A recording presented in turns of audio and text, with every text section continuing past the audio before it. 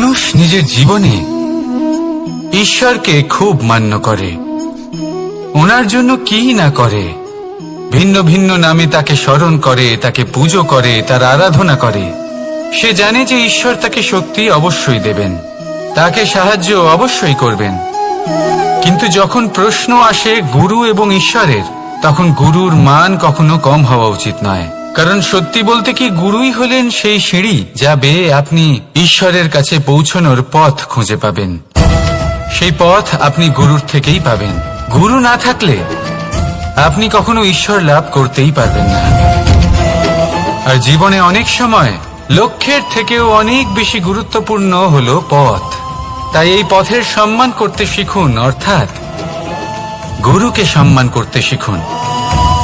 কারণ গুরুই হলেন পরমেশ্বর।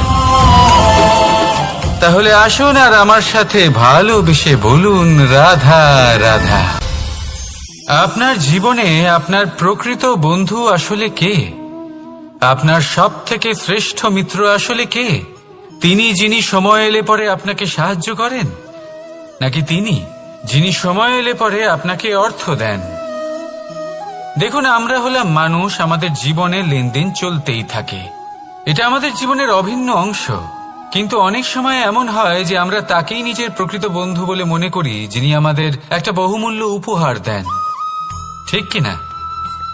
এবার আপনার জীবনে সেই বহুমূল্য উপহার কোনটা, ওই অমূল্য মিত্র আসলে কে, সেই সিদ্ধান্ত হলো আপনার।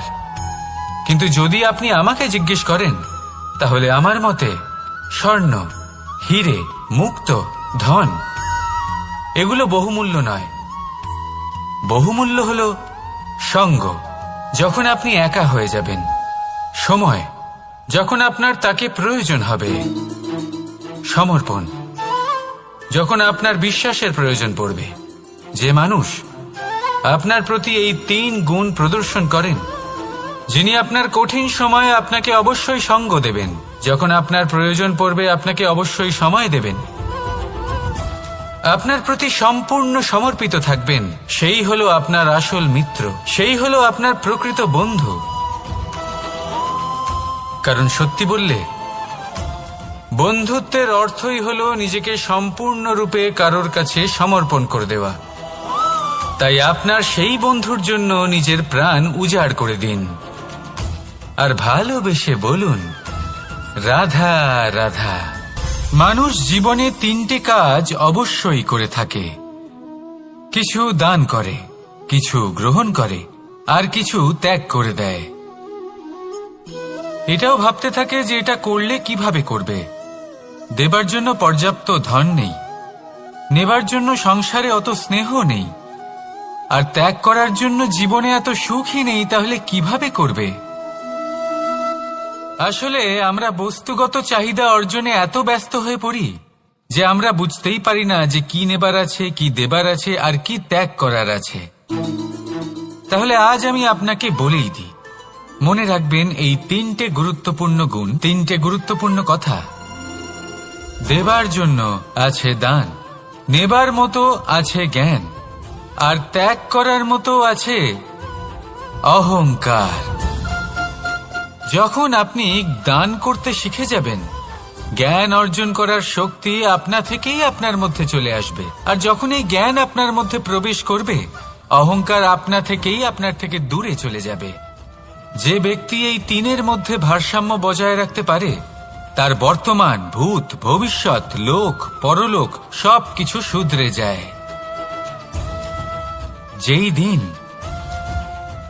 আপনি দান করতে শিখে যাবেন, জ্ঞান আহরণ করতে শিখে যাবেন, অভিমান ত্যাগ করতে শিখে যাবেন, আপনার সর্বশক্তিশালী, সর্বশক্তিমান পরমেশ্বরেরও প্রয়োজন পড়বে না। কারণ তখন ঈশ্বর আপনার মধ্যেই বাস করবেন। তাহলে আসুন আর আমার সাথে ভালোবেসে বলুন, রাধা রাধা। জীবনে অনেক সময় সমস্যা আমাদের চারদিক থেকে ঘিরে ফেলে। এই সমস্যা নানান ধরনের হতে পারে। আর্থিক সমস্যা হতে পারে, পারিবারিক সমস্যা হতে পারে, কোনো সম্পর্ক নিয়ে সমস্যা হতে পারে, কখনো কোনো দৈনিক সমস্যা হতে পারে, কখনো কোনো দ্বন্দ্ব হতে পারে, অনেক সমস্যা হতে পারে, কিন্তু যখনই কোনো সমস্যা আসে আমাদের মনে তার জন্য একটা উত্তর অবশ্যই থেকে থাকে, যা আমাদের অন্তরে রয়েছে। একে আমরা বলি আত্মা।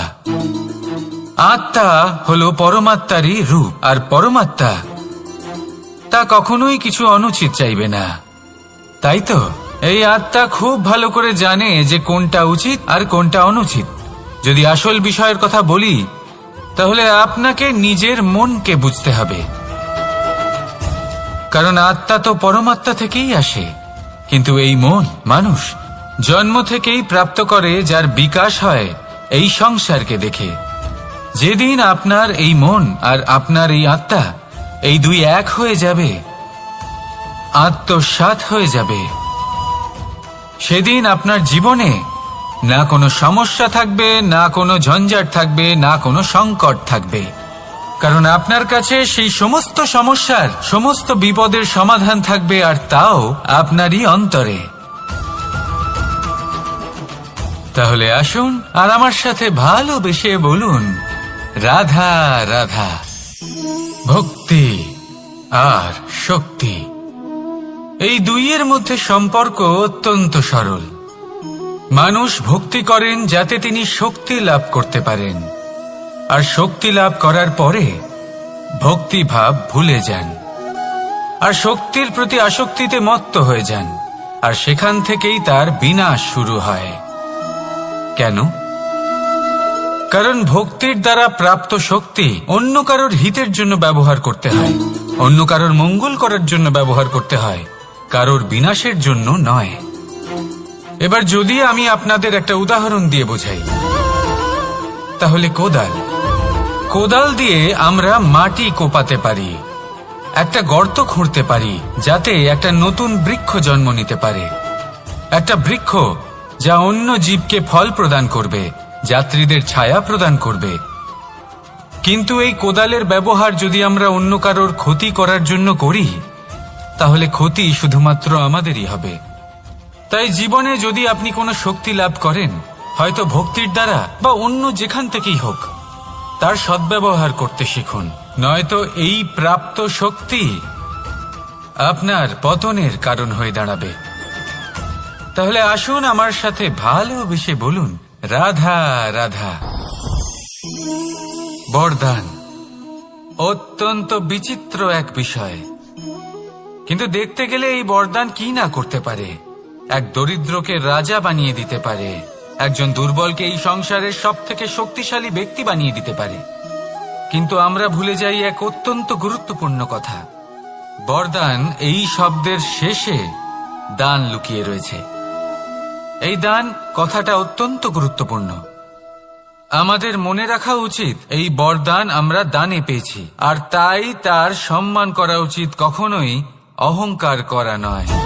আর যে ব্যক্তি বরদান পেয়ে অহংকার করেন, তার যা ক্ষতি হয় তা হলো এই বরদান তার থেকে কেড়ে নেওয়া হয়। বর অর্থাৎ শ্রেষ্ঠ, অর্থাৎ বরদানের অর্থ হলো একটা শ্রেষ্ঠ দান, এবং তার ব্যবহার যদি আপনি কারোর ক্ষতি করার জন্য করেন, তাহলে ক্ষতি শুধুই আপনার হবে। তাহলে এই বরদানের সম্মান করুন, উচিত পথে চলুন, আর উচিত উদ্দেশ্য নিয়ে এর ব্যবহার করুন, সব কিছু ভালোই হবে। তাহলে আসুন আর আমার সাথে ভালোবেসে বলুন, রাধা রাধা। পিতা আর পুত্রের সম্পর্ক অত্যন্ত মধুর হয়ে থাকে।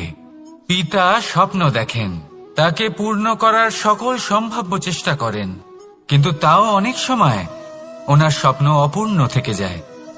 তখন পিতা ভাবেন যে স্বপ্ন উনি পূর্ণ করতে পারেননি, ওনার সন্তান তা অবশ্যই পূরণ করবে। যে স্থানে উনি কখনো পৌঁছতে পারেননি, সেই স্থানে ওনার পুত্র অবশ্যই পৌঁছবে। পিতা নিজের সন্তানের ভবিষ্যৎ নিয়ে সেই স্বপ্ন দেখেন, আর যখন সেই সন্তান সামনে এগোতে থাকে, তখন তার দুঃখ হয় না, বরং গর্ব হয়। ওনার ভালো লাগে এটা দেখে যে ওনার সন্তান অনেক উন্নতি করছে। কিন্তু যখন সন্তান নিজের অভিভাবকের শক্তি দেখে, তার যশ দেখে হিংসা করতে থাকে, সমস্যা সেইখানেই শুরু হয়। সেই জন্য সকল সন্তানকে এটা মনে রাখতে হবে। দেখুন, পুত্র হবার সুবাদে, এক সন্তান হবার সুবাদে এটা হলো আপনার অধিকার যে আপনি আপনার পিতার থেকে বেশি উন্নতি করবেন। আপনার পিতাও এটাই চান, কিন্তু সুস্থভাবে এটা করুন। একটা রেখা টেনে নিন যাতে আপনি তাতে এগোতে পারেন আর আপনার পিতার তাতে গর্ববোধ হয়, আর সেই বিষয়ে দুঃখ না হয় যে আমার সন্তান আমাকেই ছোট করার চেষ্টা করছে। ইতিহাস সাক্ষী রয়েছে, যে মানুষ অন্য কাউকে ছোট করার চেষ্টা করেছেন সেই মানুষই ছোট হয়ে গেছেন। আর আমার মনে হয় না আপনি এটা চান, কারণ কোনো একদিন আপনিও কারোর পিতা হবেন। আসুন আমার সাথে ভালোবেসে বলুন, রাধা রাধা। সাথী।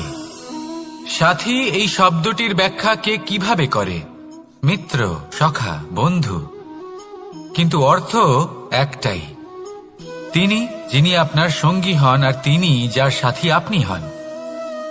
এবার সব থেকে বড় প্রশ্ন হলো এটাই যে তিনি কে হতে পারেন যাকে আপনি আপনার সাথী বলে মেনে নিতে পারেন, নিজের সখা, নিজের মিত্র, নিজের বন্ধু মেনে নিতে পারেন। আপনার সাথী হলেন তিনি যিনি দুঃখের সময় আপনার পাশে থাকবেন, আপনার হাত ধরে থাকবেন। আপনার সাথী হলেন তিনি যার হাত আপনি নিজের সুখের দিনে ধরে থাকবেন। সেই সাথীরই হাত ধরুন যিনি দুঃখে সবসময় আপনাকে সাহায্য করার জন্য তৎপর হয়ে থাকেন, আপনার পাশে থাকেন, আর যাকে সুখের দিনে আপনি আপনার সাথে রাখতে পারেন। আর যখন আপনার সাথে আপনার এই সাথী থাকবে তখন আপনি এটা বুঝবেন যে যখন জীবনে দুঃখ আসে তখন এই দুঃখ কমে যায়, সবার মধ্যে ভাগ হয়ে যায়। আর যদি তখন সুখ আসে তাহলে সেটা সবার উপস্থিতিতে আরো বেড়ে যায়। এটাই হলো প্রেম, এটাই হলো ভালোবাসা, এটাই হলো সঙ্গ। যেমন সম্পর্ক আমার আর রাধার মাঝে। তাহলে আসুন আর আমার সাথে ভালোবেসে বলুন, রাধা রাধা। আমাদের মনে যখন কোনো প্রশ্ন ওঠে, কোনো দ্বন্দ্ব জাগে, তখন আমরা যাই আমাদের গুরুর কাছে, আমাদের আরাধ্যের কাছে গিয়ে জিজ্ঞেস করি। এইভাবেই একদিন আমি পৌঁছলাম আমার আরাধ্যের কাছে, আমার মহাদেবের কাছে, আর ওনাকে প্রশ্ন করলাম যে মহাদেব, জীবনে আনন্দ পাওয়ার, উৎসব পালনের, প্রেম ভাগ করে নেবার, জীবনকে উপভোগ করে নেওয়ার সর্বশ্রেষ্ঠ সময় কোনটা? মহাদেব হাসলেন আর উনি বললেন, জীবনে উৎসব পালনের সব থেকে শ্রেষ্ঠ দিন হল মৃত্যুর ঠিক আগের দিনটা। প্রেম ভাগ করে নেওয়ার সব থেকে শ্রেষ্ঠ মুহূর্ত হল মৃত্যুর ঠিক আগের মুহূর্ত। জীবনকে উপভোগ করে নেওয়ার সর্বশ্রেষ্ঠ প্রহর হল মৃত্যুর এক প্রহর পূর্বে। তখন আমি চমকে গেলাম। আমি বললাম, কিন্তু মহাদেব, মৃত্যু তো অনিশ্চিত, আমরা জানিও না কবে আমাদের মৃত্যু হবে। মহাদেব আবার হাসলেন।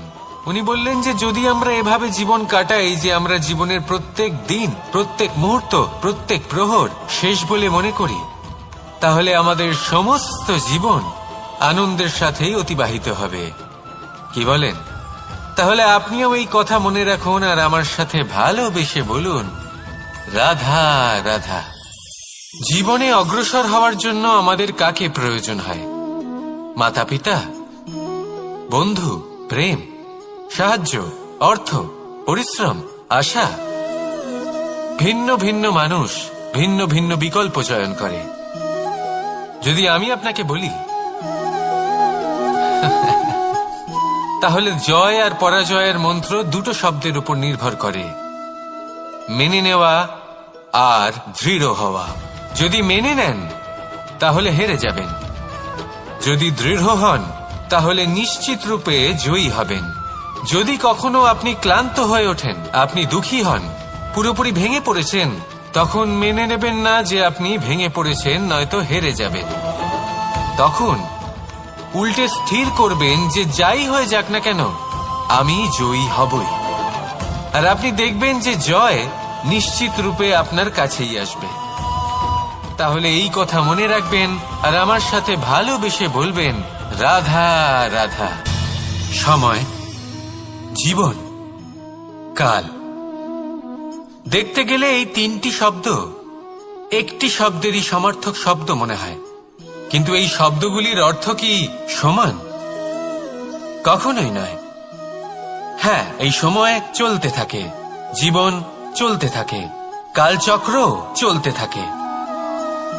এই সময় কেটে যায়, কিন্তু এই জীবন একে যাপন করতে হয়। কি বলেন? এই জীবনে কিছু করুন বা কিছু না করুন, জীবন এমনি কেটে যাবে, আপনি জানতেও পারবেন না। কিন্তু সেটা আমাদের উদ্দেশ্য নয়, একে যাপন করতে হবে। এই জীবনে প্রেরণা পেতে শিখুন, প্রেরণা দিতে শিখুন, আহ্বান গ্রহণ করতে শিখুন, আহ্বান জানাতে শিখুন, মহান কাজ করতে শিখুন, ধন্যাত্মক বোধ জাগিয়ে তুলুন। জীবন অতিবাহিত করার অর্থ কি তা আপনি শিখে যাবেন। কারণ সময় কেটে যায়, সমস্ত যুগ কেটে যায়, কিন্তু জীবনের রীতি জীবন কাটিয়ে দেওয়া নয়, জীবন যাপন করা। এই জীবন সম্পূর্ণরূপে অনুভব করতে হবে, নতুন পথ বানাতে হবে। এবারে যদি এই জীবন বাঁচার সময় একবার ভেবে দেখুন, যদি মনে প্রেম থাকে, সদ্ভাবনা থাকে, তাহলে কি হবে? এই জীবনকে বাঁচার অনুভূতিটাই অন্যরকম হয়ে যাবে, একটা আনন্দময় অনুভূতি লাভ করবেন। তাহলে এটাই করুন আর আমার সাথে ভালোবেসে বলুন, রাধা রাধা। আপনি কি কখনো কোনো জলের ধারা দেখেছেন? তার সামনে যতই মাটি থাকুক না কেন, যতই কাদা থাকুক না কেন, যখন এই জলের ধারা বইতে আরম্ভ করে দেয়, তখন এই কাদাকে নিজেই ধুয়ে নিয়ে যায়। ওই কাদাকে ধুয়ে দেয় এবং নিজের পথ নিজেই তৈরি করে নেয়। তাহলে আপনিও এরকম জলের মতো হয়ে উঠুন। যদি হয়ে উঠতে পারেন, তাহলে নিজের মনের, নিজের ভাবনার, নিজের জীবনের যত অনাবশ্যক তত্ত্ব আছে, অনুপযোগী অংশ রয়েছে, অর্থাৎ অপরিষ্কার অংশ রয়েছে, তা নিজে থেকেই নির্মল হয়ে উঠবে। আর যেরকম জলের ধারা কখনো থেমে থাকে না, সব সময় বয়ে চলে, সেইভাবে আপনিও কখনোই থামবেন না। সবসময় বয়ে চলুন, এগোতে থাকুন। পথে যদি অনেক বিপদ আসে, সমস্যা আসে, থামবেন না, তার উপর নিরন্তর প্রহার করুন, নিরন্তর প্রয়াস করুন আর অগ্রসর হন। আপনি ভেবে দেখুন, এই জলের ধারা কখনো থেমে থাকে না, সবসময় বয়ে চলে, বিপদের সম্মুখীন হয়ে তাকে সাথে বয়ে নিয়ে চলে। সেই জন্য জলের ধারা, প্রবাহমান এই ধারা, এর থেকে কখনো দুর্গন্ধ আসে না, এতে কখনো ময়লা জমতে পারে না, বরং পালিত হয় সুন্দর প্রাণবন্ত জীবজন্তু, যেমন সুন্দর ছোট মাছ। তাই আপনিও এটাই করুন, কখনো থামবেন না, শুধু চলতে থাকুন, জলের ধারার মতো বইতে থাকুন। আপনি আপনার লক্ষ্য অবশ্যই খুঁজে পাবেন, আর তার সাথে নিজের অন্তরের যে মালিন্য রয়েছে, তা আপনি নিজেই নিজের থেকে দূরে করে দেবেন। তাহলে আসুন আর আমার সাথে ভালোবেসে বলুন, রাধা রাধা। এবার অনেক সময় মানুষের মনে এরকম প্রশ্ন আসে যে এই সংসারে সবথেকে বড় বিপদ কি? কেউ বলে ধর্ম সংকট, আবার কেউ বলে প্রাণের উপর আসা সংকট। প্রত্যেক মানুষের জীবনে বিভিন্ন সংকট আসে, আর এই সমস্ত সংকট অত্যন্ত বিচিত্র হতে পারে। এই সমস্ত সংসার হলো সংকট দ্বারা পরিপূর্ণ। ঠিক আছে, আপনাকে একটা উদাহরণ দিই। একজন ধনী ব্যক্তি, এবার ওনার জীবনে সংকট কি হতে পারে? সংকট এটাই যে কেউ তার সম্পত্তি চুরি না করে নেয়, আমরা বুঝতে পারছি। এবার একজন চোর, তার জীবনে সংকট কি হতে পারে? যে চুরি করার সময় সে যদি তার একটা কাশি চাপতে না পারে, তাহলে সে ধরা পড়ে যেতে পারে, ঠিক কিনা? আবার অনেক সময় এমনও হয় যে যার জন্য আমি সংকট, সেও আমার কাছে সংকট। যেমন এই পরিস্থিতিতে দেখুন, সংকট হলো সংকট, এ তো জীবনে থাকবে, কিন্তু এর সম্মুখীন কিভাবে হওয়া যায়? খুব সরল। সব এটার ওপর নির্ভর করে, মনের ওপর। এই মনকে নিয়ন্ত্রণ করলে সব ঠিক থাকবে। এবার যদি ধনী ব্যক্তি মনকে নিয়ন্ত্রণ করে ফেলেন, নিজের অর্থের ব্যবহার শুভ কাজের জন্য, সমাজের সেবার জন্য বিকাশ করতে করেন, ওই অর্থকে একত্রিত করে না রাখেন, তাহলে চুরির সমস্যা, এই সংকট সেখানেই কেটে যাবে। এবার যদি কথা বলি সেই চোরের, তাহলে চোর যদি নিজের মনকে সংযত করে নেয়, যদি নিজের কর্মকে নিয়ন্ত্রণ করতে পারে, তাহলে এমন কোনো স্বর নেই, এমন কোনো স্বর নেই যা ওকে ধরা পড়তে বাধ্য করবে। সেই জন্য জীবনে সংকট যতই আসুক, যত বড়ই সংকট আসুক না কেন, কবচ হলো একটাই, আর এই কবচের নাম হলো আত্মনিয়ন্ত্রণ। নিজের মনকে নিয়ন্ত্রণে রাখতে শিখুন। এটা নিজের জীবনে প্রয়োগ করে তো দেখুন। যদি আপনি করতে পারেন, তবে আপনি দেখবেন যে সংকট তো জীবনে আসা যাওয়া করে, কিন্তু সেই সংকটগুলির সম্মুখীন আপনি এইভাবে করতে পারবেন। তাহলে সেটাই করুন, আর আমার সাথে ভালোবেসে বলুন, রাধা রাধা। এই দড়িটা দেখুন, ছোট ছোট রেশম দ্বারা তৈরি, এটা সরু সুতো দ্বারা তৈরি হয়েছে এটা, আর এ অত্যন্ত কোমলও বটে। আর আপনি চাইলে এটা সোজাও করে দিতে পারেন, আর চাইলে এটা বেঁকিয়েও দিতে পারেন, আর যদি চান তাহলে এটা গোল গোল করে বেঁধে কোথাও রেখেও দিতে পারেন। এবার এই কোমল দড়ি যদি কোনো নিষ্ঠুর কঠিন পাথরে বারংবার জড়িয়ে দেওয়া হয়, তাহলেও তাকেও কাটতে পারে, নিজের ছাপ ছেড়ে যেতে পারে, সেটার আকারও বদলে ফেলতে পারে। এবার এর কারণ কি? এর কারণ হলো অভ্যাস আর নিরন্তর প্রচেষ্টা। যদি আপনিও চেষ্টা করেন আর নিরন্তর কর্ম করে যান, তাহলে আপনার প্রারব্ধ পাথরের মতো কঠিনই হোক না কেন, তাতে ভাঙন ধরিয়েও আপনি নিজের লক্ষ্যে অবশ্যই পৌঁছতে পারবেন। একটা গুরুত্বপূর্ণ কথা মনে রাখবেন, সুকর্মের অভ্যাস আর নিরন্তর প্রয়াস, এই হলো সাফল্যের মন্ত্র। তাহলে জীবনে এই মন্ত্র আনুন, আর আমার সাথে ভালোবেসে বলুন, রাধা রাধা।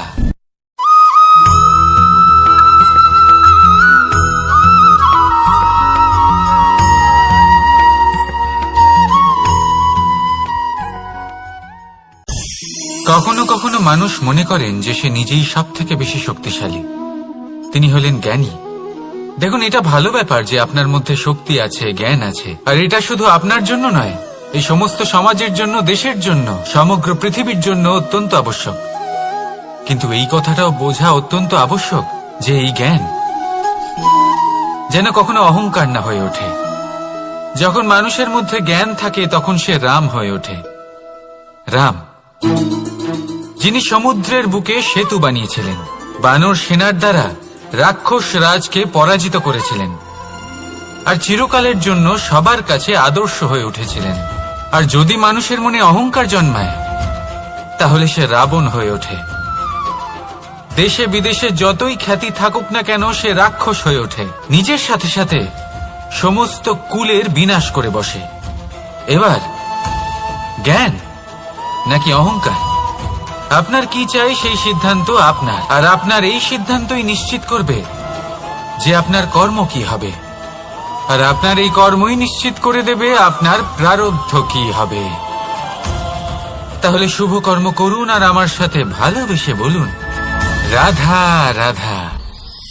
কোনো বাগানের কোনো বৃক্ষকে দেখেছেন যেখানে সুগন্ধি ফুল থাকে, রসালো ফল থাকে, তখন মন প্রফুল্ল হয়ে ওঠে, মন থেকে সেই বৃক্ষের প্রতি ভালোবাসা জন্মায়। কিন্তু যিনি বাগানের মালিক, শুধুমাত্র তিনিই জানেন যে কিভাবে এই বৃক্ষকে আগলে রাখতে হয়, কিভাবে তার পরিচর্যা করলে এতে সুন্দর সুগন্ধি ফুল হবে, রসালো ফল হবে। কখনো কখনো প্রয়োজনের থেকে বেশি রোদ পেলে এই বৃক্ষগুলি শুকিয়ে যায়, প্রয়োজনের থেকে কম রোদ পেলেও এই বৃক্ষ কিন্তু শুকিয়ে যায়। প্রয়োজনের থেকে কম জল যদি পায়, এই বৃক্ষ শুকিয়ে যেতে পারে। প্রয়োজনের থেকে অতিরিক্ত জল যদি পায়, তখনও এই বৃক্ষের শিকড়গুলি নষ্ট হয়ে যেতে পারে। এবার এটাই কিন্তু আমাদের সংসারের সাথেও হয়। আমাদের সংসারের সকল প্রতিভাশালী ব্যক্তি, যেমন লেখক, বিচারক, প্রবক্তা, যোদ্ধা, এদের সবার ক্ষেত্রে এই কথাটাই প্রযোজ্য। যদি বেশি প্রশংসা করা হয় তাহলেও এরা হারিয়ে যাবেন। প্রয়োজনের থেকে বেশি যদি নিন্দা করা হয় তখনও তারা নত হয়ে পড়বেন।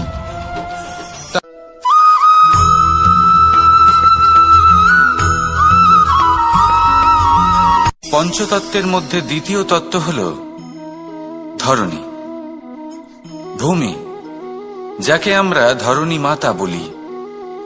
এই ধরণী ধৈর্য ধারণ করে, আর এর ওপরেই আমাদের সমগ্র সংসার নির্ভরশীল। কারণ এই ভূমি সহ্য ক্ষমতা রাখে, এর সহ্য ক্ষমতা হল অপরিসীম। সন্তান যতই আঘাত প্রদান করুক না কেন, প্রেম পূর্বক সহ্য করে, আর তার বদলে অমূল্য রত্ন প্রদান করে। সন্তান যদি হাল চালায় তাহলে তার বদলে তাকে অন্ন প্রদান করে। এটাই হলো ধরণী। এবার এর থেকে আমরা কি শিক্ষা পেতে পারি? এটাই যে কারোর জন্য কিছু করা বা কাউকে কিছু দেওয়া মনে কোনো কামনা ছাড়াই।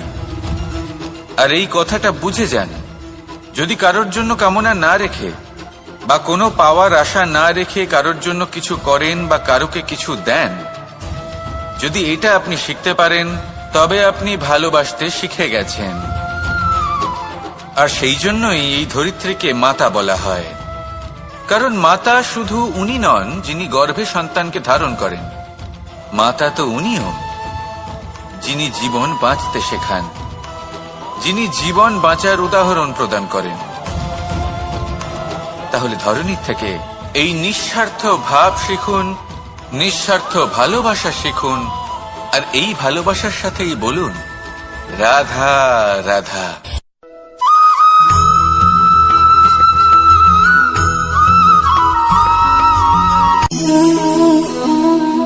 নিয়তি। রাধা আমাকে বলে, কৃষ্ণ, যদি তুমি জানো যে নিয়তিতে কি আছে তাহলে তাকে বদলে দাও না কেন? মহাদেব আমাকে বলেন যে শ্রীকৃষ্ণ, যদি আপনি এটা জানেন যে সাম্বের নিয়তি এটাই, তাহলে আপনি তাকে বদলানোর চেষ্টা কেন করেন? কেন?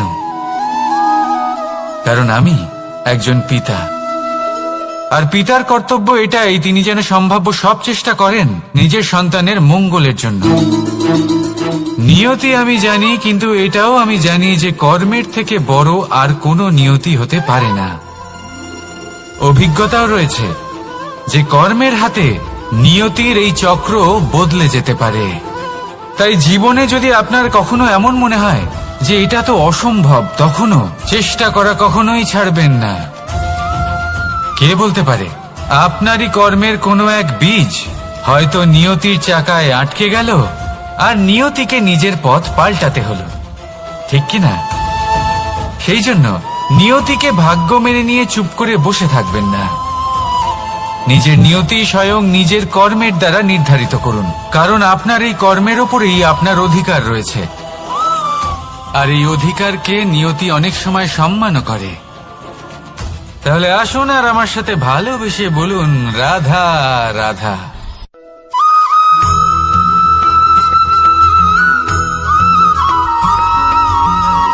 মানুষ ভাবেন যে ধন অর্জন করা হলো অত্যন্ত গুরুত্বপূর্ণ।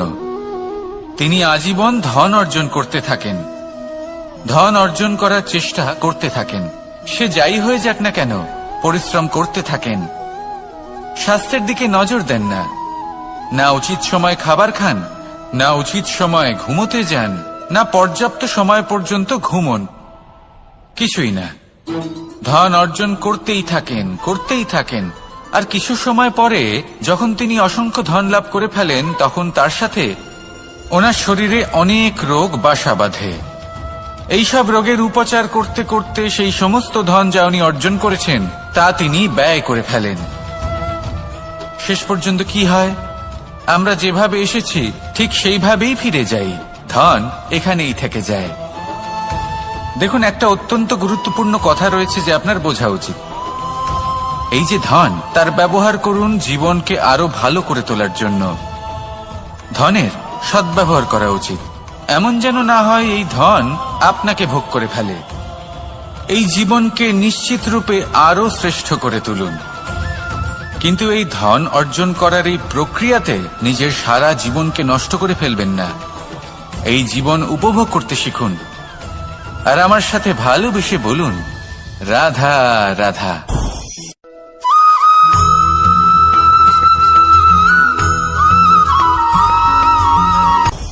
আপনি কখনো পর্বতের শিখরে উঠেছেন? আপনি দেখতে পাবেন পর্বতের পদতলে প্রচুর সুন্দর ফুল রয়েছে, সবুজ বনানী রয়েছে। যত আপনি ওপরে উঠতে থাকবেন তত ফুল কমতে থাকবে, সবুজ বনানী কমতে থাকবে। আরো কিছুটা ওপরে উঠলে কাঁটা জাতীয় গাছ দেখতে পাবেন, শুকনো গাছ দেখতে পাবেন। আরো যদি ওপরে ওঠেন তাহলে পাষাণ দেখতে পাবেন। আরো উপরে উঠলে হিমখণ্ড দেখতে পাবেন। এই যে পর্বত, তা মনুষ্য জীবনের সবথেকে উত্তম উদাহরণ। মানুষ যখন সাফল্যের শিখরে পৌঁছতে চান, মহানুভবতার শিখরে পৌঁছতে চান, পথে যত আস্তে আস্তে উপরে উঠতে থাকেন ততই ভৌতিক বস্তু তার থেকে বিচ্ছিন্ন হতে থাকে। যদি তিনি সেই ভৌতিক বস্তুগুলি ত্যাগ না করতে পারেন তাহলে কখনোই সেই স্থানে পৌঁছতে পারবেন না। আর মানুষ যদি উচিত ত্যাগ করতে পারেন, পথে অগ্রসর হতে থাকেন, এগোতে থাকেন, তাহলে একদিন না একদিন তিনি মহানুভবতার, জ্ঞানের, সাফল্যের হিমের স্বাদ অবশ্যই লাভ করবেন। মনে রাখবেন, মানব জীবনে ত্যাগ হলো অত্যন্ত গুরুত্বপূর্ণ অংশ। আসুন আমার সাথে ভালোবেসে বলুন, রাধা রাধা।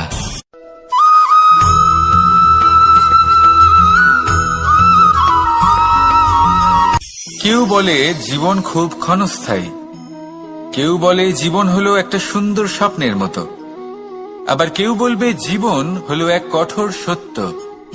কিন্তু জীবন আসলে কি? জীবন হলো আপনারই প্রতিবিম্ব, একটা দর্পণ।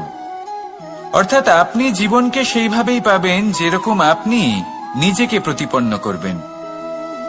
যদি আপনি দর্পণের দিকে তাকিয়ে হাসেন, তাহলে আপনি সামনে হাসি মুখী দেখতে পাবেন। এবার যদি আপনি গম্ভীর হয়ে থাকেন, তাহলে আপনি একজন রুষ্ট ব্যক্তি দেখতে পাবেন। শেষে সবথেকে বেশি গুরুত্বপূর্ণ হলো আপনার চেষ্টা। আপনাকে সবসময় চেষ্টা করতে হবে যাতে আপনি নিজেকে প্রসন্ন এবং ইতিবাচক মনোভাবে রাখেন। এটা হলো আপনারই উত্তরদায়িত্ব, তাকে পালন করুন। এই মনকে প্রসন্ন রাখুন, এই সংসারকে সুন্দর বলে মনে হবে। আর এই মন প্রসন্ন হয়ে বলবে, রাধা রাধা।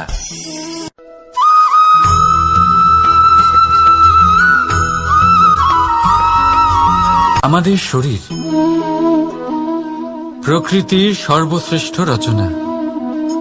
যে অঙ্গ প্রত্যঙ্গ আমরা লাভ করেছি, প্রত্যেকটির মধ্যে একটি নিজস্ব বার্তা রয়েছে। একটু ভেবে দেখুন, দুটি চোখ দিয়েছে দেখার জন্য, দুটি কান দিয়েছে শোনার জন্য, নাসিকাও আছে দুটি, দুটি হাত দিয়েছে দ্বিগুণ পরিশ্রম করার জন্য। কিন্তু জীব শুধুমাত্র একটি। তার উপরেও তীক্ষ্ণ বলিষ্ঠ দাঁত দিয়েছে তার রক্ষার জন্য। কখনো ভেবে দেখেছেন কেন?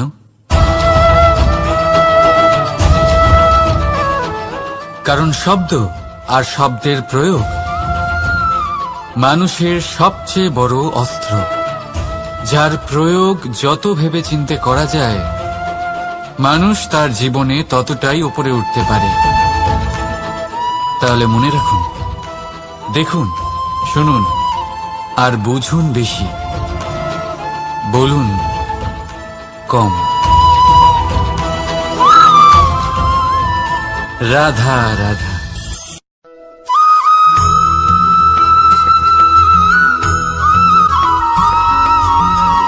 জীবন কিসের উপর নির্ভরশীল? ধনের ওপর।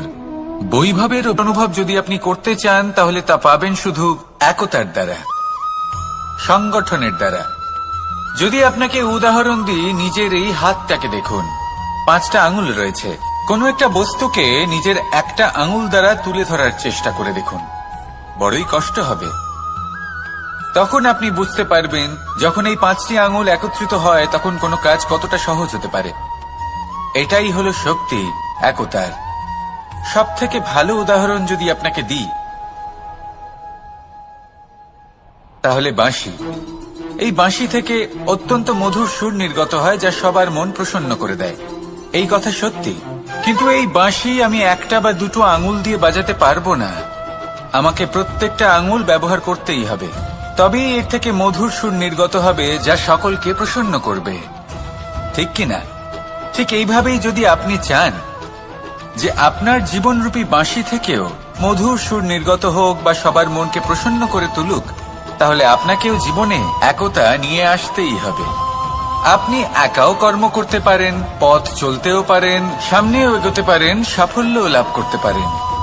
কিন্তু যখন সকলে একসাথে এগোবেন, সেই পথে চলবেন, সেই কর্মই করবেন, তখন লক্ষ্যে অবশ্যই পৌঁছবেন, সাফল্য অবশ্যই লাভ করবেন। কিন্তু সেই সাফল্য এবং তার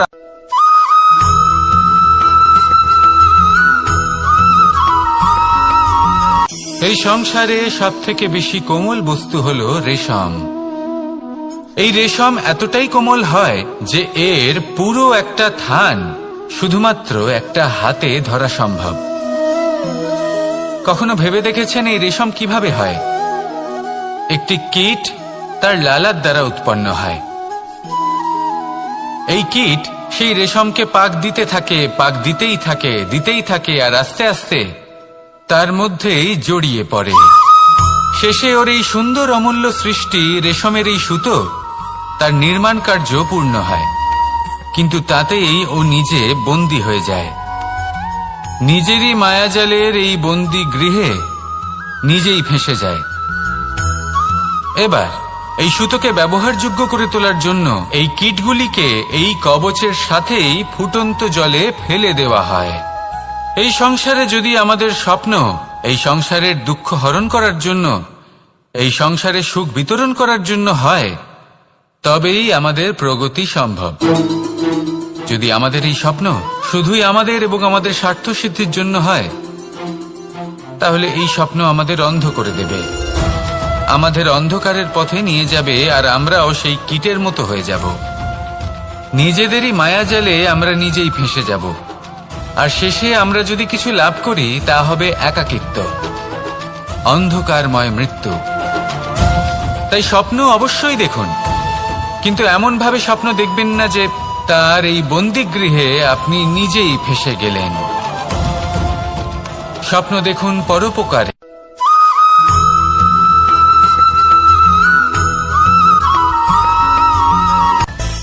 মানুষের মধ্যে একটা বিচিত্র প্রবৃত্তি থাকে, অন্য সকলের বিষয়ে, তাদের জীবনের বিষয়ে, তাদের ব্যক্তিত্বের বিষয়ে, তাদের ভবিষ্যতের বিষয়ে অনুমান করা।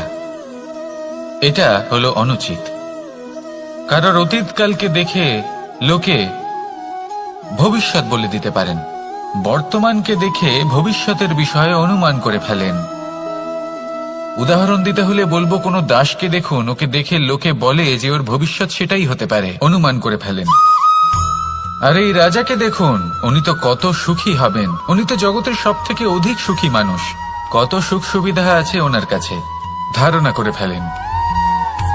তবে সত্য তো এটাই যে কারোর ব্যক্তিত্বের বিষয়ে, তাদের ভবিষ্যতের বিষয়ে আপনি পূর্ণ সত্য কখনোই বলতে পারবেন না, শুধু অনুমান করতে পারবেন।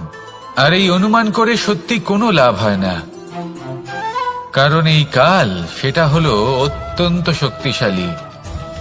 কালো থেকে কালোতর কয়লাকেও হিরেতে পরিণত করতে পারে, অনেক বড় বড় রাজাকেও বিদূষক বানিয়ে ফেলতে পারে এক মুহূর্তেই। তাহলে আপনি অনুমান করে কি লাভ? কি পেলেন অনুমান করে?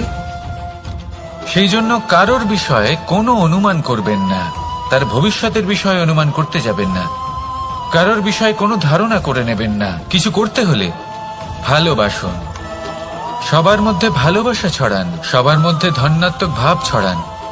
এই মন প্রসন্ন হয়ে বলবে, রাধা রাধা।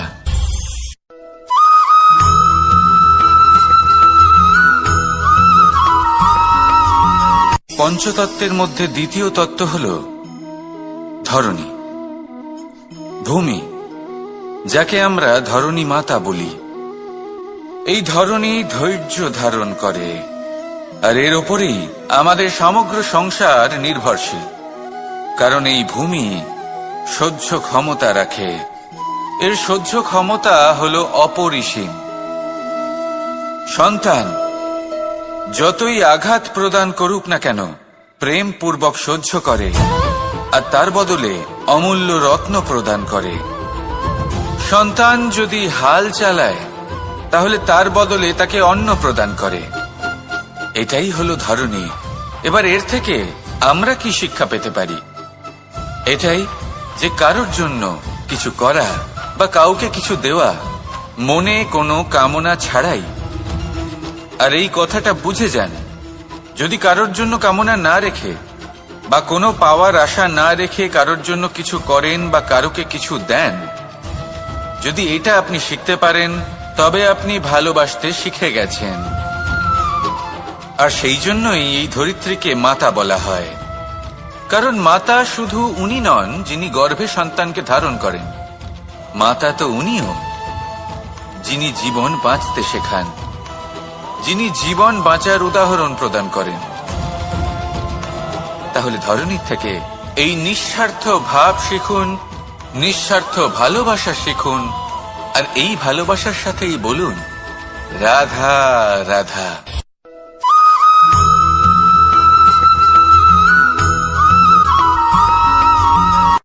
সংসারে আমাদের জীবনে যখন কোনো সুখ বা দুঃখ আসে, তার জন্য আমরা কাউকে না কাউকে অবশ্যই দায়ী করে থাকি, তাই না? এই ব্যক্তি আমাদের সাথে এরকম কাজ করেছেন, তাই আমার সাথে এমন হলো। ওই ব্যক্তি যদি এমনটা না করতেন, তাহলে আজ আমি ওই স্থানে পৌঁছতে পারতাম। সবই আপনার দৃষ্টিভঙ্গির ওপর নির্ভরশীল। আর যদি আপনার দৃষ্টিভঙ্গি এমন হয়, তাহলে তা অনুচিত। সত্যি কথা বলতে এই সংসারে ভিন্ন ভিন্ন ধরনের মানুষ আছে। এটা আপনার ওপর নির্ভর করছে কিভাবে তাদের স্বাগত জানাবেন। একবার ভাবুন, আমি আমার দুটো হাত সামনে নিয়ে এলাম, দুটো মুঠো খুলে দিলাম। দুই প্রকারের মানুষ আসবেন, কিছু না কিছু দিয়ে যাবেন। এই মুঠো যদি আমি বন্ধ করে দিই, তাহলে না কেউ আমাকে কিছু দিতে পারবে, না আমার কিছু যাবে আসবে। নিশ্চয়ই বুঝতে পারছেন এই দুই ধরনের ব্যক্তি কারা এবং তারা কি দিয়ে যান। আমি যদি নিজের মুঠো খুলে দিই, তাহলে কিছু ভালো মানুষ আসবেন, আমাকে আনন্দ, সন্তুষ্টি, জ্ঞান প্রদান করে যাবেন, ভালো অভিজ্ঞতা দিয়ে যাবেন। কোনো খারাপ ব্যক্তি যদি আসেন, তাহলে তিনিও খারাপ অভিজ্ঞতা দেবেন, যার থেকে আমি শিক্ষা লাভ করব। এই সব কিছু আমি লাভ করতে পারি। মুঠো যদি বন্ধ করে রাখি, তাহলে আমি কিছুই পাবো না। দেখুন, এই সংসারে প্রত্যেকের জীবনে এইরকম। প্রত্যেকের জীবনে সবকিছুই আছে, ভালো খারাপ দুই মানুষই আছে। ভালো অভিজ্ঞতা আছে, খারাপ অভিজ্ঞতা আছে। নির্ভর করছে আপনার উপর যে আপনি কি করবেন, এনাদের স্বাগত কিভাবে জানাবেন, কার থেকে কি বুঝবেন, কি শিখতে পারবেন, আর কোন দৃষ্টিভঙ্গি নিয়ে অগ্রসর হবেন। এটাই নির্ধারণ করবে যে আপনার জীবন কেমন হবে। আসুন আমার সাথে ভালোবেসে বলুন রাধা রাধা।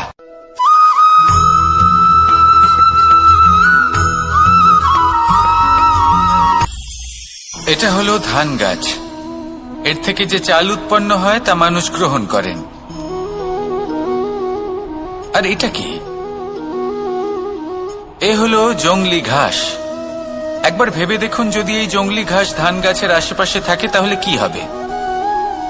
ধান উৎপন্ন হতে পারবে? তা উৎকৃষ্ট হতে পারবে? আমরা কি তা গ্রহণ করতে পারবো? কখনোই নয়। এই জংলি ঘাস ধানকে নষ্ট করে দেবে, কিন্তু নিজে জীবিত থাকবে। এটাই হলো আজকের শিক্ষা। এই সংসারে যদি আপনি নীতির পথে চলতে চান, উচিত কর্ম করতে চান, সংসারকে সেবা করতে চান, তাহলে জংলি ঘাসের মতো ব্যক্তিদের থেকে সবসময় দূরে থাকতে হবে। সেই ব্যক্তি যারা দুর্নীতি এবং মিথ্যা দ্বারা পরিপূর্ণ, যাদের ব্যবহার অশুভ, যাদের অনেক অশুভ গুণ রয়েছে, তারা সঠিক নয়। সেই সকল ব্যক্তি যাদের চরিত্র অত্যন্ত দুষ্ট হয়, তারা হয় শুভ চরিত্রের ব্যক্তিকে একদম নষ্ট করে দেয়, নয় নিজের মতো বানিয়ে তোলে। তাই যদি আপনি নীতির পথে চলতে চান, এই সংসারের জন্য শুভ কর্ম করতে চান, তাহলে সেই সঙ্গ লাভ করুন যে সঙ্গ জ্ঞানে পরিপূর্ণ, যাদের মধ্যে অনেক গুণ আছে, যাদের থেকে প্রতিদিন কিছু শিখতে পারবেন। এমন ব্যক্তির সাথে জীবন অতিবাহিত করুন। দুরাচারীদের থেকে দূরে থাকুন। তবেই এই মন প্রসন্ন হয়ে বলবে, রাধা রাধা।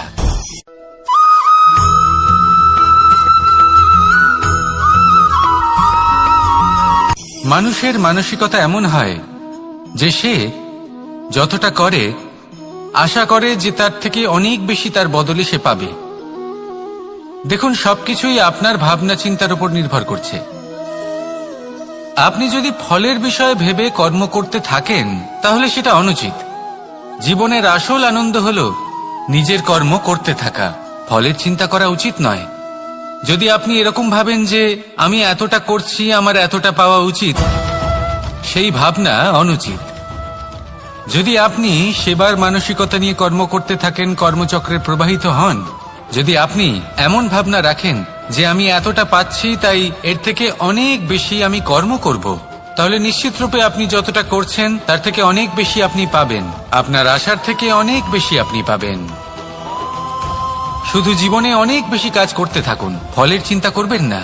আর মনে রাখবেন, এই ভাবনাই সব থেকে বড় বীজ। কর্মের উপর বিশ্বাস রাখুন। জীবনে যা যা আপনি চান সবই সুখময় হবে। আসুন আর আমার সাথে ভালোবেসে বলুন, রাধা রাধা।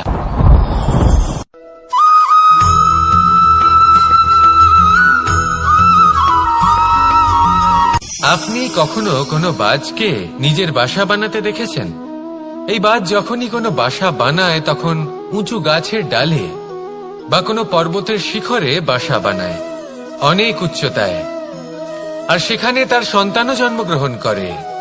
যখন এই সন্তানেরা জন্মায় তখন এই বাজ খুবই ভালোবেসে এবং খুব সাবধানে এদের পালন পোষণ করে। নিজের ঠোঁট দিয়ে তাদের ঠোঁটে খাবার পরিবেশন করে। কিন্তু যেই সেই সন্তানেরা হৃষ্টপুষ্ট হয়ে যায় এবং সেই কথা বাজ নিজে বুঝতে পেরে যায়, সেই বাজ নিজেই সেই বাসা ছিন্ন ভিন্ন করে দেয়। সেই সন্তান যাদের সবেমাত্র ডানা গজিয়েছে, কিভাবে উড়তে হয় তারা জানে না, সেই সন্তানগুলিকে উচ্চতা থেকে ঠেলে দেয়। সেই সন্তান প্রথমে ভয়ভীত হয়ে যায়। তারা সামনে মৃত্যুকে দেখতে পেয়ে ভয়ের কারণে তাদের ডানা ঝাপটাতে থাকে। আর সেই প্রক্রিয়াতেই সেই সন্তানগুলি উড়তে শুরু করে দেয়। এবার এই ঘটনায় আমরা কি শিক্ষা পেতে পারি? এটাই, যদি আপনি মাতা পিতা হন তাহলে নিজের সন্তানকে অবশ্যই স্নেহ করুন, কিন্তু তাদেরকে নিজের আঁচলের তলায় বেঁধে রাখবেন না। যদি আপনি চান আপনার সন্তান জীবনে উন্নতি করুক, তাহলে নিজের মুঠো থেকে তাদের স্বতন্ত্র করে দিন। এই সংসারে সংঘর্ষ করতে দিন। সেই সন্তান নিজেই বুঝতে পারবে যে জন্মের সময় পাওয়া ডানা কি করে ব্যবহার করতে হয়। আর আপনার চোখের সামনে আপনার সন্তান এই আকাশে উড়তে থাকবে। তাহলে আসুন আমার সাথে ভালোবেসে বলুন, রাধা রাধা।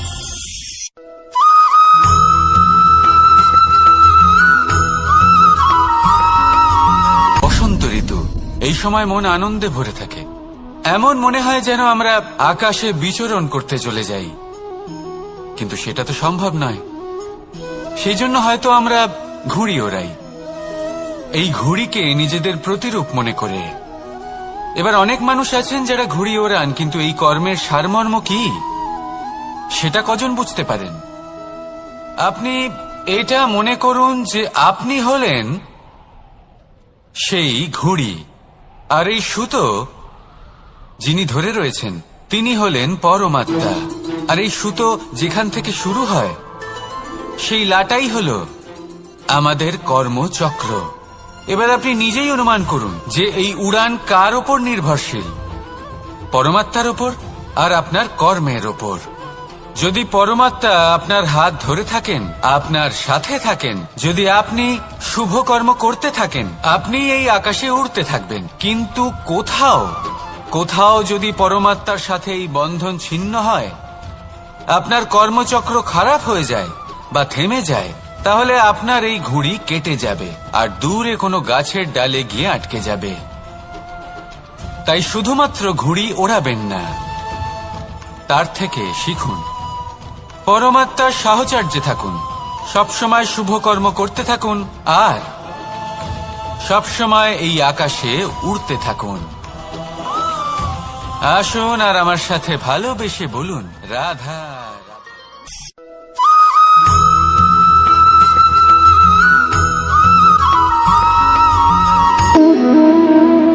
সম্পর্ক হলো আমাদের জীবনের একটি আধার।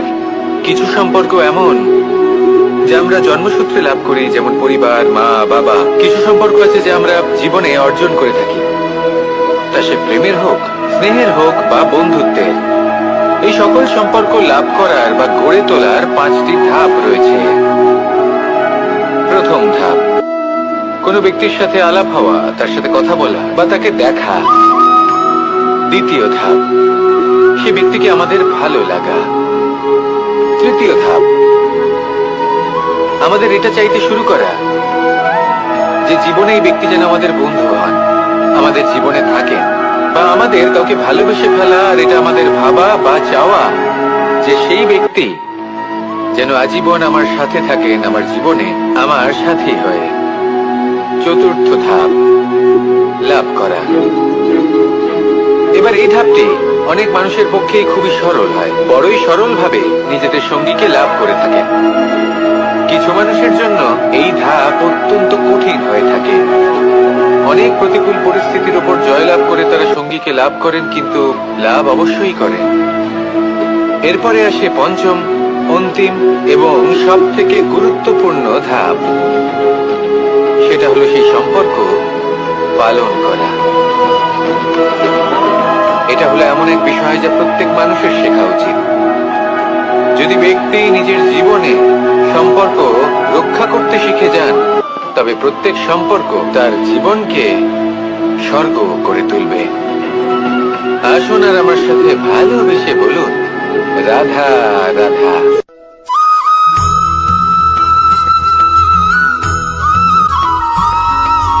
জীবনে যখন কোনো ব্যক্তি নিজের লক্ষ্য প্রাপ্তির জন্য নিরন্তর পরিশ্রম করতে থাকেন, চেষ্টা করতে থাকেন, তখন তিনি কষ্ট অনুভব করেন।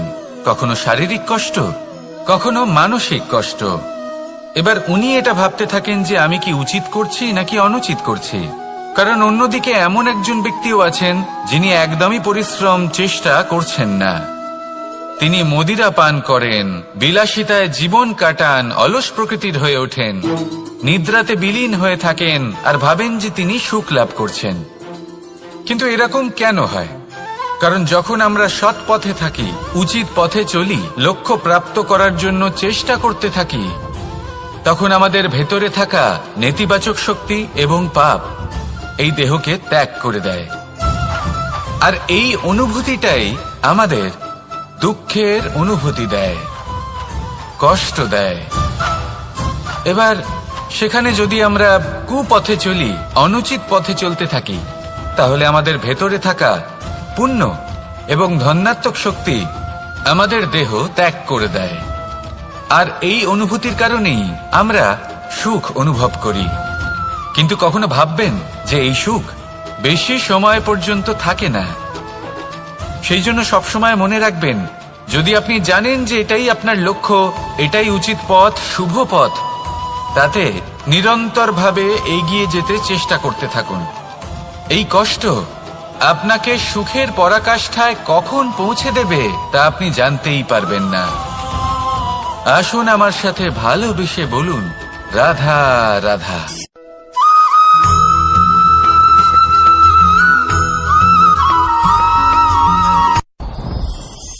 সাথী।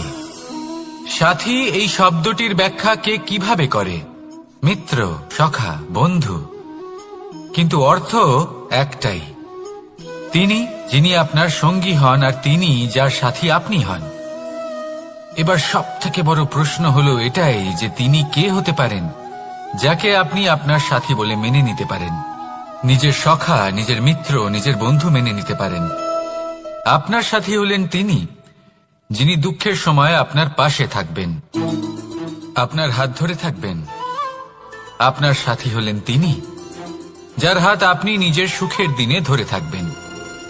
সেই সাথীরই হাত ধরুন, যিনি দুঃখে সবসময় আপনাকে সাহায্য করার জন্য তৎপর হয়ে থাকেন, আপনার পাশে থাকেন, আর যাকে সুখের দিনে আপনি আপনার সাথে রাখতে পারেন। আর যখন আপনার সাথে আপনার এই সাথী থাকবে, তখন আপনি এটা বুঝবেন যে যখন জীবনে দুঃখ আসে, তখন এই দুঃখ কমে যায়, সবার মধ্যে ভাগ হয়ে যায়। আর যদি তখন সুখ আসে, তাহলে সেটা সবার উপস্থিতিতে আরো বেড়ে যায়। এটাই হলো প্রেম, এটাই হলো ভালোবাসা, এটাই হলো সঙ্গ। যেমন সম্পর্ক আমার আর রাধার মাঝে। তাহলে আসুন আর আমার সাথে ভালোবেসে বলুন, রাধা রাধা।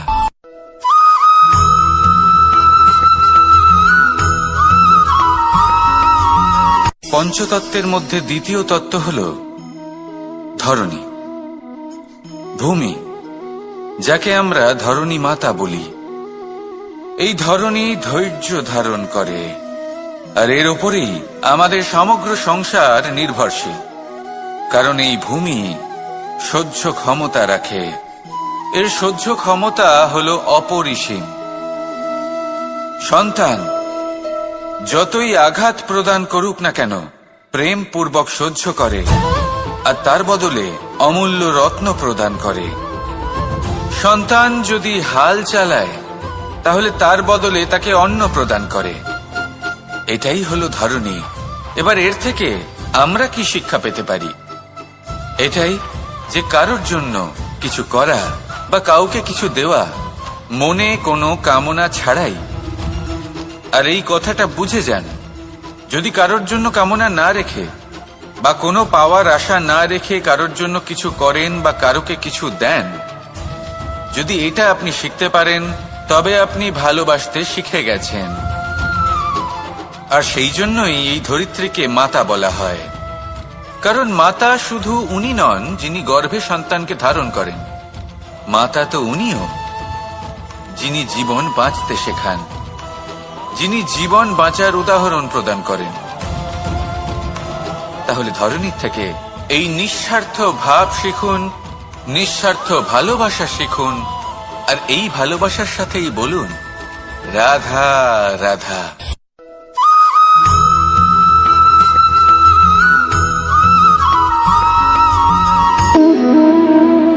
সম্পর্ক হলো আমাদের জীবনের একটি আধার। কিছু সম্পর্ক এমন যে আমরা জন্মসূত্রে লাভ করি, যেমন পরিবার, মা, বাবা। কিছু সম্পর্ক আছে যে আমরা জীবনে অর্জন করে থাকি, তা সে প্রেমের হোক, স্নেহের হোক বা বন্ধুত্বের। এই সকল সম্পর্ক লাভ করার বা গড়ে তোলার 5টি ধাপ রয়েছে। প্রথম ধাপ, কোনো ব্যক্তির সাথে আলাপ হওয়া, তার সাথে কথা বলা বা তাকে দেখা। দ্বিতীয় ধাপ, সে ব্যক্তিকে আমাদের ভালো লাগা।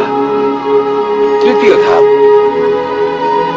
আমাদের এটা চাইতে শুরু করা যে জীবনে এই ব্যক্তি যেন আমাদের বন্ধু হন, আমাদের জীবনে থাকেন, বা আমাদের কাউকে ভালোবেসে ফেলা। আর এটা আমাদের ভাবা বা চাওয়া যে সেই ব্যক্তি যেন আজীবন আমার সাথে থাকেন, আমার জীবনে আমার সাথী হয়ে।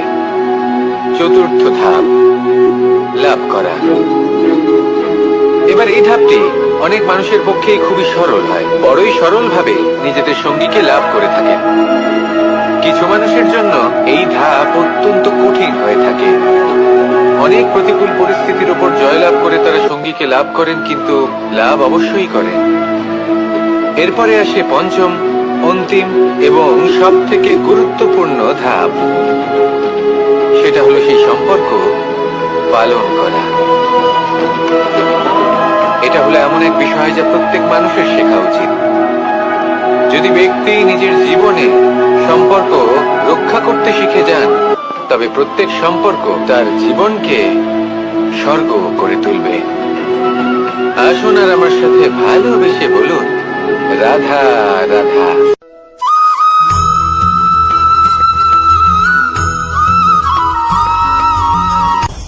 আপনি কখনো পর্বতের শিখরে উঠেছেন? আপনি দেখতে পাবেন পর্বতের পদতলে প্রচুর সুন্দর ফুল রয়েছে, সবুজ বনানী রয়েছে। যত আপনি উপরে উঠতে থাকবেন, তত ফুল কমতে থাকবে, সবুজ বনানী কমতে থাকবে। আরো কিছুটা উপরে উঠলে কাঁটা জাতীয় গাছ দেখতে পাবেন, শুকনো গাছ দেখতে পাবেন। আরো যদি উপরে ওঠেন তাহলে পাষাণ দেখতে পাবেন। আরো উপরে উঠলে হিমখণ্ড দেখতে পাবেন। এই যে পর্বত, তা মনুষ্য জীবনের সব থেকে উত্তম উদাহরণ। মানুষ যখন সাফল্যের শিখরে পৌঁছতে চান, মহানুভবতার শিখরে পৌঁছতে চান, পথে যত আস্তে আস্তে উপরে উঠতে থাকেন, ততই ভৌতিক বস্তু তার থেকে বিচ্ছিন্ন হতে থাকে। যদি তিনি সেই ভৌতিক বস্তুগুলি ত্যাগ না করতে পারেন, তাহলে কখনোই সেই স্থানে পৌঁছতে পারবেন না। আর মানুষ যদি উচিত ত্যাগ করতে পারেন, পথে অগ্রসর হতে থাকেন, এগোতে থাকেন, তাহলে একদিন না একদিন তিনি মহানুভবতার, জ্ঞানের, সাফল্যের হিমের স্বাদ অবশ্যই লাভ করবেন। মনে রাখবেন, মানব জীবনে ত্যাগ হলো অত্যন্ত গুরুত্বপূর্ণ অংশ। আসুন আমার সাথে ভালোবেসে বলুন, রাধা রাধা।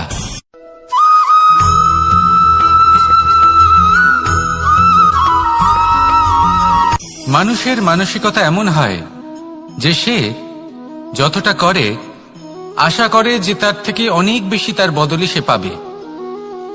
দেখুন, সবকিছুই আপনার ভাবনা চিন্তার উপর নির্ভর করছে।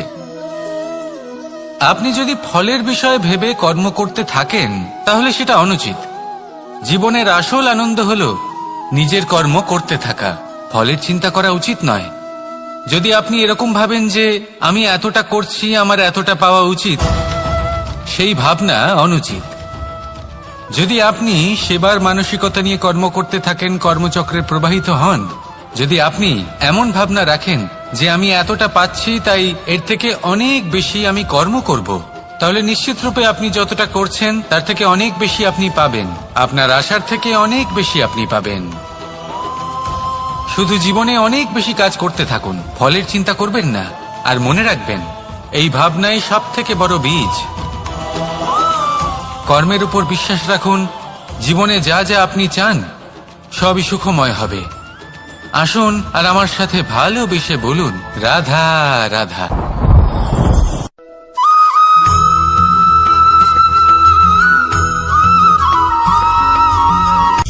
সূচের শেষে একটি ছিদ্র থাকে, যার দ্বারা আমরা এই সুতো পরাতে পারি। আর তারপর সূচের সাহায্যে এই সুতো দিয়ে বস্ত্র সেলাই করা যায়। কিন্তু যদি সুতোটা সোজা করে ধরা না হয়, তাহলে সূচে কখনো এই সুতো পরানোই সম্ভব নয়। যদি এতে কোনো গিঁট পড়ে, তখন তা কখনোই এই ছিদ্র দ্বারা প্রবেশ করা সম্ভব নয়। ঠিক এইভাবেই যদি আপনি কারোর জীবনে প্রবেশ করতে চান, কারোর অন্তরে প্রবেশ করতে চান, তাহলে আপনাকেও সহজ থাকতে হবে। এতে কোনো গিঁট থাকলে চলবে না। অর্থাৎ মনে যাতে কোনো মালিন্য না থাকে, যেন কোনো কুচিন্তা না থাকে। যদি এসব থাকে, তাহলে আপনি কখনো কারোর জীবনে প্রবেশ করতে পারবেন না। আর যদি কোনোভাবে আপনি প্রবেশ করেও যান, তাহলে তার মনে ঘর করতে পারবেন না। নিজেকে এই সুতোর মতন করে তুলুন, সহজ। মনে যেন কোনো কুচিন্তা না থাকে, সবার প্রতি যেন সদ্ভাবনা থাকে, শুভ চিন্তা থাকে। এমনটা করতে থাকুন। এমন একটা দিন আসবে যেদিন এই সমস্ত সংসারের ব্যক্তির মনে আপনি বাস করবেন। আর তখন এই মন প্রসন্ন হয়ে বলবে, রাধা রাধা।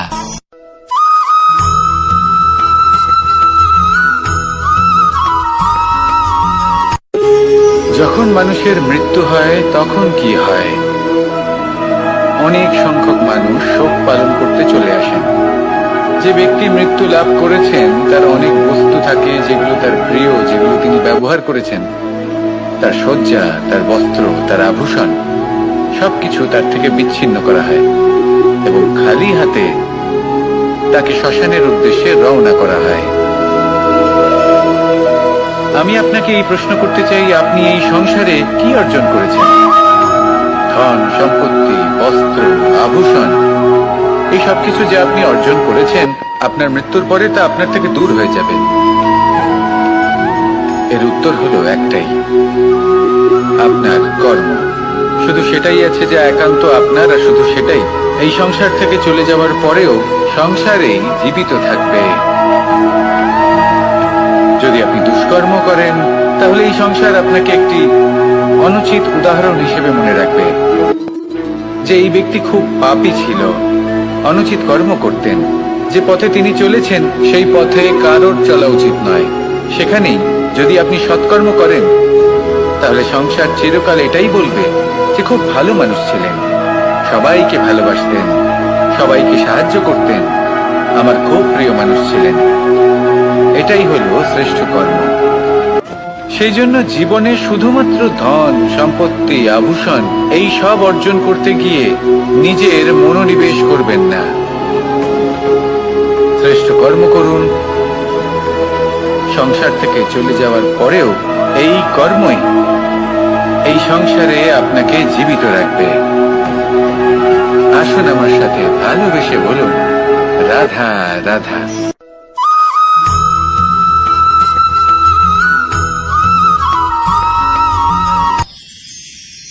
মানুষ তার জীবনে দুই ধরনের পরিস্থিতিকে খুব ভয় পায়। এক, কোনো কারণবশত কারোর সামনে নত হওয়া। দুই, কোনো কারণে নিজের চরিত্র থেকে, নিজের মূল্যবোধ থেকে বিচ্যুত হওয়া। এবার কেন হয় এরকম যে কথায় কথায় কারোর সামনে নত হতে হয়? কেন বারংবার নিজের চরিত্র থেকে চ্যুত হতে হয়? এরকম কেন হয়? এটা তখনই হয় যখন আমাদের শিক্ষা এবং মূল্যবোধের অভাব থাকে। যদি মানুষের মধ্যে প্রকৃত শিক্ষা থাকে তাহলে এই সংসারে কোনো সময় এবং কারোর সামনেই নত হওয়ার কোনো প্রয়োজন নেই। যদি মানুষের মধ্যে মূল্যবোধ থাকে তাহলে তাকে নিজের মূল্যবোধ বা চরিত্র থেকে বিচ্যুত হতে হয় না, তা সে যাই হয়ে যাক না কেন। কোনো বালককে যদি জন্ম থেকেই সুশিক্ষার অধিকারী করা হয়, শিক্ষিত করা হয়, মূল্যবোধের অধিকারী করা হয়, তবে সে এই সংসারে এমন কর্ম করবে যাতে সে নিজেকে, নিজের পরিবারকে, সমগ্র সমাজকে গর্বিত করতে পারে। শিক্ষা লাভ করুন, মূল্যবোধ লাভ করুন এবং আমার সাথে ভালোবেসে বলুন, রাধা রাধা।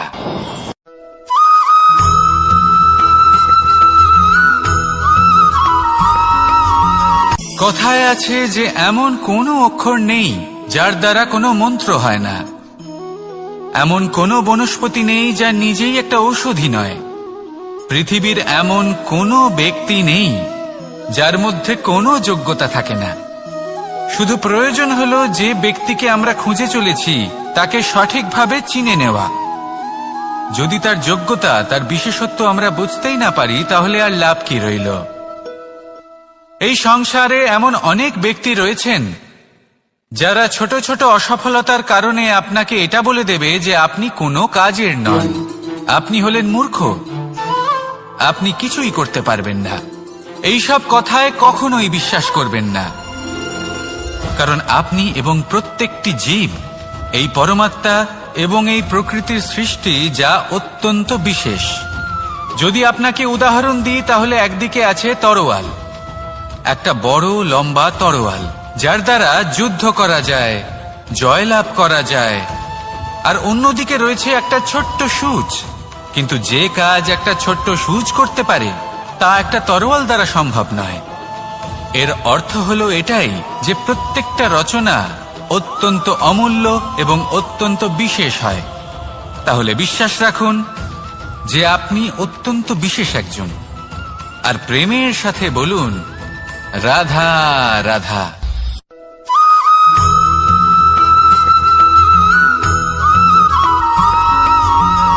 এই সংসারে কোনো বস্তু হোক বা ব্যক্তি হোক, তার একার গুরুত্ব কিন্তু খুব বেশি নয়।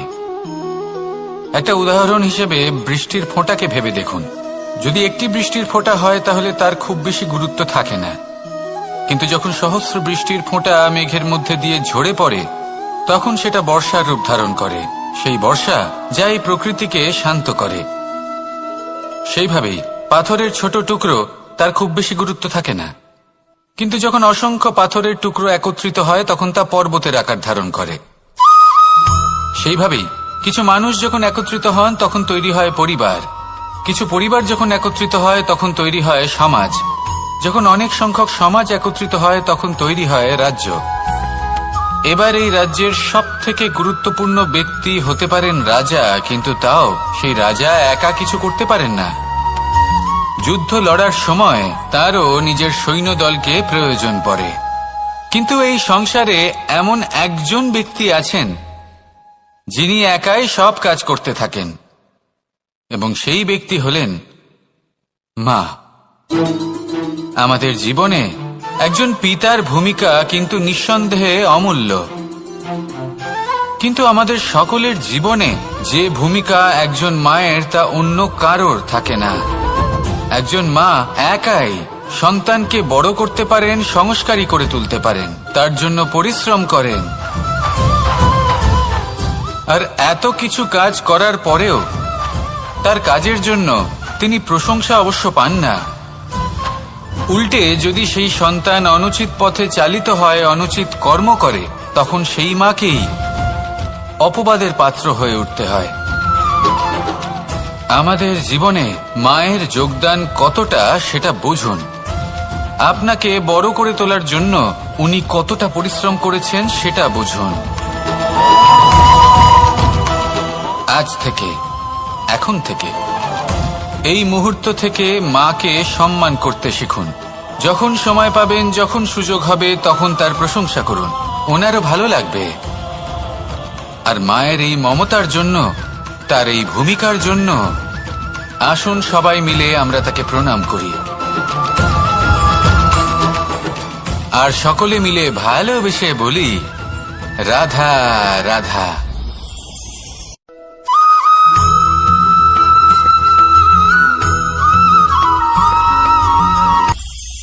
এটা হলো ধান গাছ। এর থেকে যে চাল উৎপন্ন হয় তা মানুষ গ্রহণ করেন। আর এটা কি? এ হলো জংলি ঘাস। একবার ভেবে দেখুন, যদি এই জংলি ঘাস ধান গাছের আশেপাশে থাকে তাহলে কি হবে? ধান উৎপন্ন হতে পারবে? তা উৎকৃষ্ট হতে পারবে? আমরা কি তা গ্রহণ করতে পারবো? কখনোই নয়। এই জংলি ঘাস ধানকে নষ্ট করে দেবে, কিন্তু নিজে জীবিত থাকবে। এটাই হলো আজকের শিক্ষা। এই সংসারে যদি আপনি নীতির পথে চলতে চান, উচিত কর্ম করতে চান, সংসারকে সেবা করতে চান, তাহলে জংলি ঘাসের মতো ব্যক্তিদের থেকে সবসময় দূরে থাকতে হবে। সেই ব্যক্তি যারা দুর্নীতি এবং মিথ্যা দ্বারা পরিপূর্ণ, যাদের ব্যবহার অশুভ, যাদের অনেক অশুভ গুণ রয়েছে, তারা সঠিক নয়। সেই সকল ব্যক্তি যাদের চরিত্র অত্যন্ত দুষ্ট হয়, তারা হয় শুভ চরিত্রের ব্যক্তিকে একদম নষ্ট করে দেয়, নয় নিজের মতো বানিয়ে তোলে। তাই যদি আপনি নীতির পথে চলতে চান, এই সংসারের জন্য শুভ কর্ম করতে চান, তাহলে সেই সঙ্গ লাভ করুন যে সঙ্গ জ্ঞানে পরিপূর্ণ, যাদের মধ্যে অনেক গুণ আছে, যাদের থেকে প্রতিদিন কিছু শিখতে পারবেন। এমন ব্যক্তির সাথে জীবন অতিবাহিত করুন। দুরাচারীদের থেকে দূরে থাকুন। তবেই এই মন প্রসন্ন হয়ে বলবে, রাধা রাধা।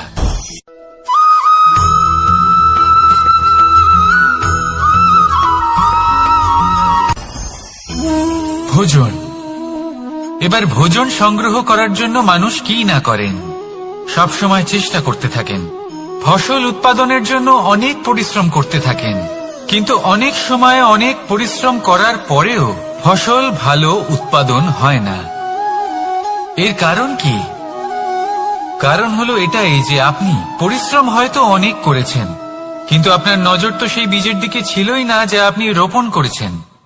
সেই জন্য সব সময় কোনো বীজ রোপণ করার আগে তাকে পরখ করে দেখুন, তা অত্যন্ত আবশ্যক। আর সেইভাবেই যখনই কোনো কর্মের প্রশ্ন আসে, তাহলে সেখানে শুধুমাত্র পরিশ্রম যথেষ্ট নয়। সেই কাজের প্রতি আপনার কর্তব্য কি, আপনার উদ্দেশ্য কি, সেটা জানা হলো অত্যন্ত গুরুত্বপূর্ণ। তাই কর্ম করুন, কিন্তু সেই কর্মের প্রতি আপনার যা উদ্দেশ্য তার মাহাত্ম্য বুঝতে চেষ্টা করুন। তাহলে আসুন আমার সাথে ভালোবেসে বলুন, রাধা রাধা।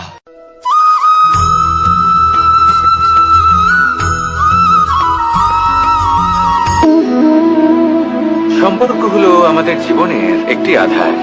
কিছু সম্পর্ক এমন যা আমরা জন্মসূত্রে লাভ করি, যেমন পরিবার, মা, বাবা। কিছু সম্পর্ক আছে যা আমরা জীবনে অর্জন করে থাকি।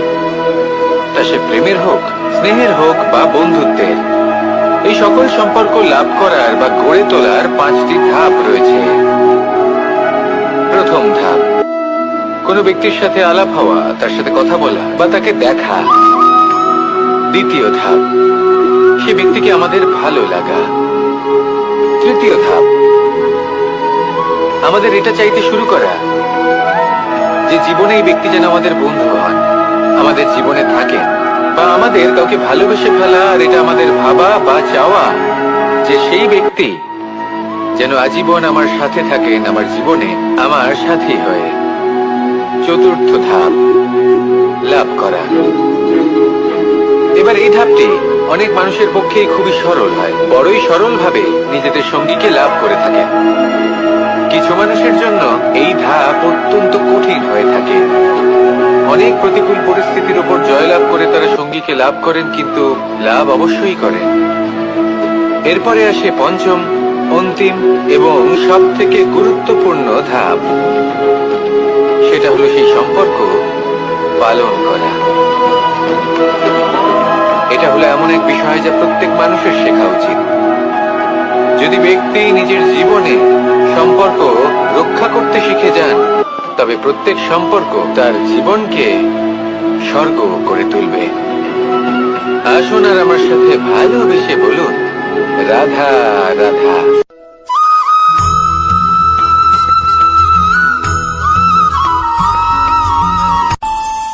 আমাদের মনে যখন কোনো প্রশ্ন ওঠে, কোনো দ্বন্দ্ব জাগে, তখন আমরা যাই আমাদের গুরুর কাছে, আমাদের আরাধ্যের কাছে গিয়ে জিজ্ঞেস করি। এইভাবেই একদিন আমি পৌঁছলাম আমার আরাধ্যের কাছে, আমার মহাদেবের কাছে, আর ওনাকে প্রশ্ন করলাম যে মহাদেব, জীবনে আনন্দ পাওয়ার, উৎসব পালনের, প্রেম ভাগ করে নেবার, জীবনকে উপভোগ করে নেওয়ার সর্বশ্রেষ্ঠ সময় কোনটা? মহাদেব হাসলেন আর উনি বললেন, জীবনে উৎসব পালনের সব থেকে শ্রেষ্ঠ দিন হল মৃত্যুর ঠিক আগের দিনটা। প্রেম ভাগ করে নেওয়ার সব থেকে শ্রেষ্ঠ মুহূর্ত হল মৃত্যুর ঠিক আগের মুহূর্ত।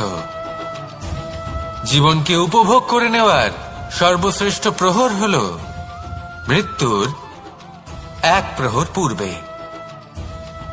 তখন আমি চমকে গেলাম। আমি বললাম, কিন্তু মহাদেব, মৃত্যু তো অনিশ্চিত, আমরা জানিও না কবে আমাদের মৃত্যু হবে। মহাদেব আবার হাসলেন। উনি বললেন যে যদি আমরা এভাবে জীবন কাটাই যে আমরা জীবনের প্রত্যেক দিন, প্রত্যেক মুহূর্ত, প্রত্যেক প্রহর শেষ বলে মনে করি, তাহলে আমাদের সমস্ত জীবন আনন্দের সাথেই অতিবাহিত হবে।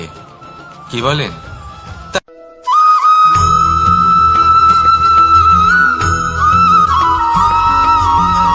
এই সংসারে কোনো বস্তু হোক বা ব্যক্তি হোক, তার একার গুরুত্ব কিন্তু খুব বেশি নয়। একটা উদাহরণ হিসেবে বৃষ্টির ফোঁটাকে ভেবে দেখুন।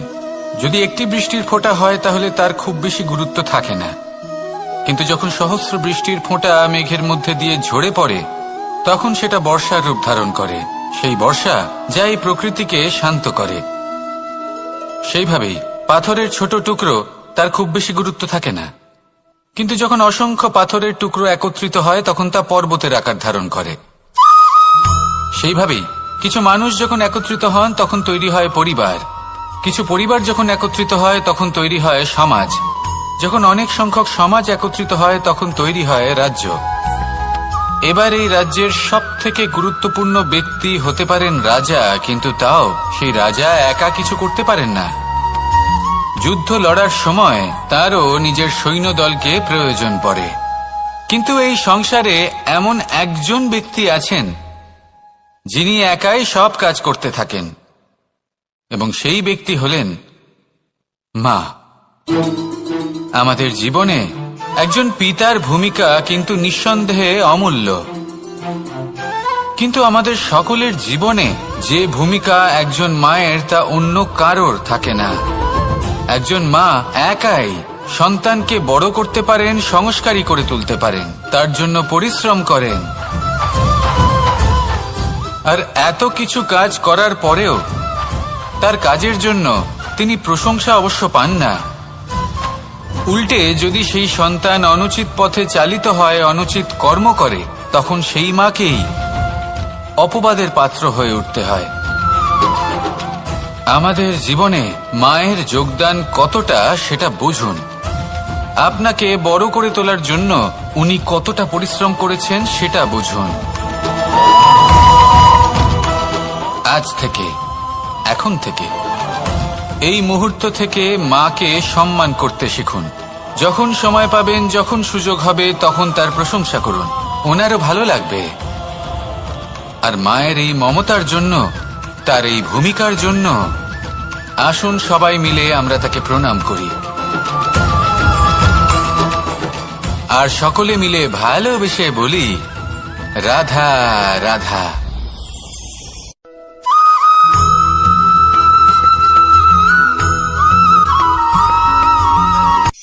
এই সংসারে সাফল্য লাভ করার জন্য জ্ঞানের প্রয়োজন হয়, পরিশ্রমের প্রয়োজন হয়, দৃঢ় নিষ্ঠার প্রয়োজন হয়, নিরন্তর চেষ্টা করা প্রয়োজনীয়।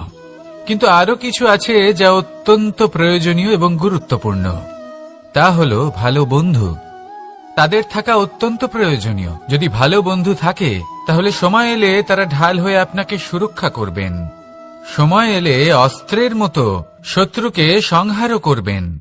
যদি তিনি জ্ঞানী হন, তাদের মধ্যে সদ্গুণ থাকে, তাহলে এই সব গুণ আপনার মধ্যেও প্রবেশ করবে।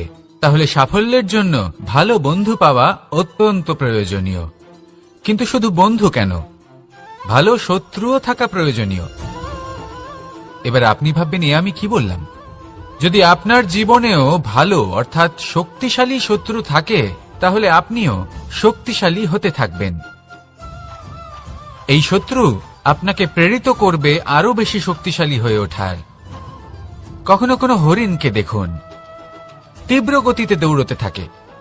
কেন তীব্র গতিতে দৌড়য়? এই কারণে নয় যে কোথাও তার জন্য মধুর ঘাস অপেক্ষা করে রয়েছে, না।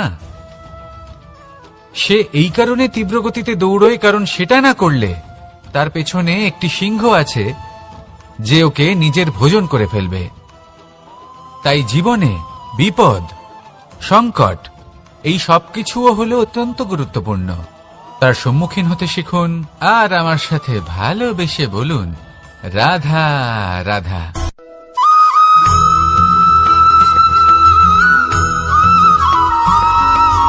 কথায় আছে, প্রত্যেক পুত্র তার পিতার প্রতিচ্ছবি হয়, আর সমস্ত প্রতিচ্ছবি চায় যেন সে তার অস্তিত্ব প্রাপ্ত করতে পারে। পুত্র চায় সে যেন তার পিতার মতো হয়, বা কখনো কখনো তার থেকেও শ্রেষ্ঠ হয়। সেটা কোনো অনুচিত ব্যাপার নয়। অনুচিত তখন হয় যখন পুত্র নিজের পিতার মতো হবার স্বপ্ন পূরণ করতে গিয়ে বা তার থেকেও শ্রেষ্ঠ হওয়ার স্বপ্ন পূরণে অনুচিত পথের আশ্রয় নেয়। কারণ তারপরে সে তার পিতার গুণগুলি আত্মসাৎ করতে চায় না। সে শুধুই এটা চায় যে সংসারের চোখে যেন আমি শ্রেষ্ঠ প্রমাণিত হই। এটা অনুচিত। সংসারে এমন অনেক মানুষ আছেন যারা এই কারণে শ্রেষ্ঠ হওয়ার চেষ্টা করেন যাতে তার পরিবারের, তার পিতার সম্মান বৃদ্ধি পায়। এমনও মানুষ থাকেন, আর এটাই হলো পার্থক্য উদ্দেশ্যের। মনে রাখবেন, যদি আপনার উদ্দেশ্য শুভ হয় তাহলে পথও শুভ হবে। যদি আপনার উদ্দেশ্য অশুভ হয় তাহলে পথও অশুভ হবে। তাহলে নিজের পিতার মতো হবার চেষ্টা অবশ্যই করুন, তার থেকেও শ্রেষ্ঠ হওয়ার চেষ্টা অবশ্যই করুন, কিন্তু মনে রাখবেন, আপনার সংকল্প আর আপনার উদ্দেশ্য এই দুই শুভ হওয়া উচিত। তাহলে আসুন আর আমার সাথে ভালোবেসে বলুন, রাধা রাধা।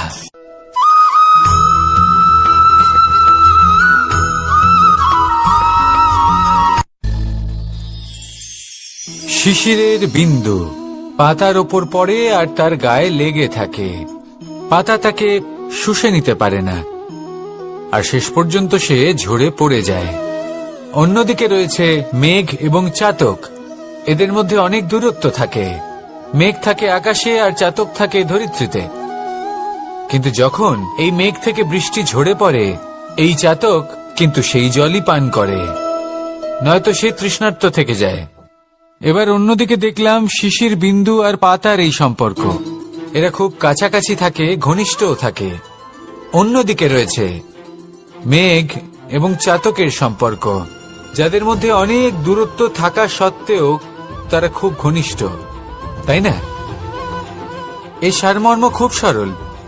এই নৈকট্য, এই দূরত্ব, তা আপনার সম্পর্কে প্রভাব কিছুতেই ফেলতে পারে না। এই নৈকট্য, এই দূরত্ব, এইসব হলো শুধুমাত্র মনের ব্যাপার। কখনো আপনি অনুভব করেছেন আপনি কারোর থেকে অনেক অনেক দূরে আছেন, অনেক দূরে আছেন, তাও সেই ব্যক্তির প্রতি আপনি টান অনুভব করেন? সেখানে আপনি কারোর সাথে প্রত্যেক দিন অতিবাহিত করেন, সমস্ত জীবন অতিবাহিত করেন, সব থেকে বেশি সময় তার সাথে অতিবাহিত করেন, তাও তার প্রতি সেই টান অনুভব করেন না। এই সংকেত হলো মনের দূরত্বের।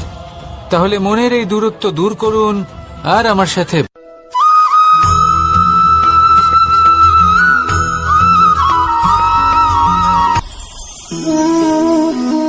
শক্তি এক অত্যন্ত বিচিত্র বস্তু, বা বলতে পারেন অনুভূতি। পিতা সবসময় চান যেন তিনি তার শক্তি পুত্রকে। আসুন আপনাকে সহজে বোঝাই। যদি আপনি সুপাত্র হন আর আপনাকে শক্তি দেওয়া হয়, তাহলে আপনি সেই শক্তির গুরুত্ব বুঝবেন, কোথায় সেই শক্তি প্রয়োগ করা উচিত সেটা বুঝবেন। আর এটা যেহেতু অর্জন করা শক্তি হবে, সেই শক্তির অপব্যবহার হবে না। কিন্তু যদি এই আপনি কুপাত্র হন আর যদি আপনাকে এই শক্তি দেওয়া হয়, তাহলে কি হবে? দেখতে গেলে এই শক্তি আপনি দান হিসেবে পেয়েছেন, তাই না? আপনি এই শক্তির গুরুত্ব বুঝবেন আর না এর প্রয়োগ আপনি জানবেন। তার অপব্যবহার হওয়া সুনিশ্চিত। তাই যদি আপনি কোনো শক্তি অর্জন করতে চান, তাহলে আগে তার যোগ্য হয়ে উঠুন। পুত্র নয়, পাত্র হয়ে উঠুন। আর আমার সাথে ভালোবেসে বলুন, রাধা রাধা।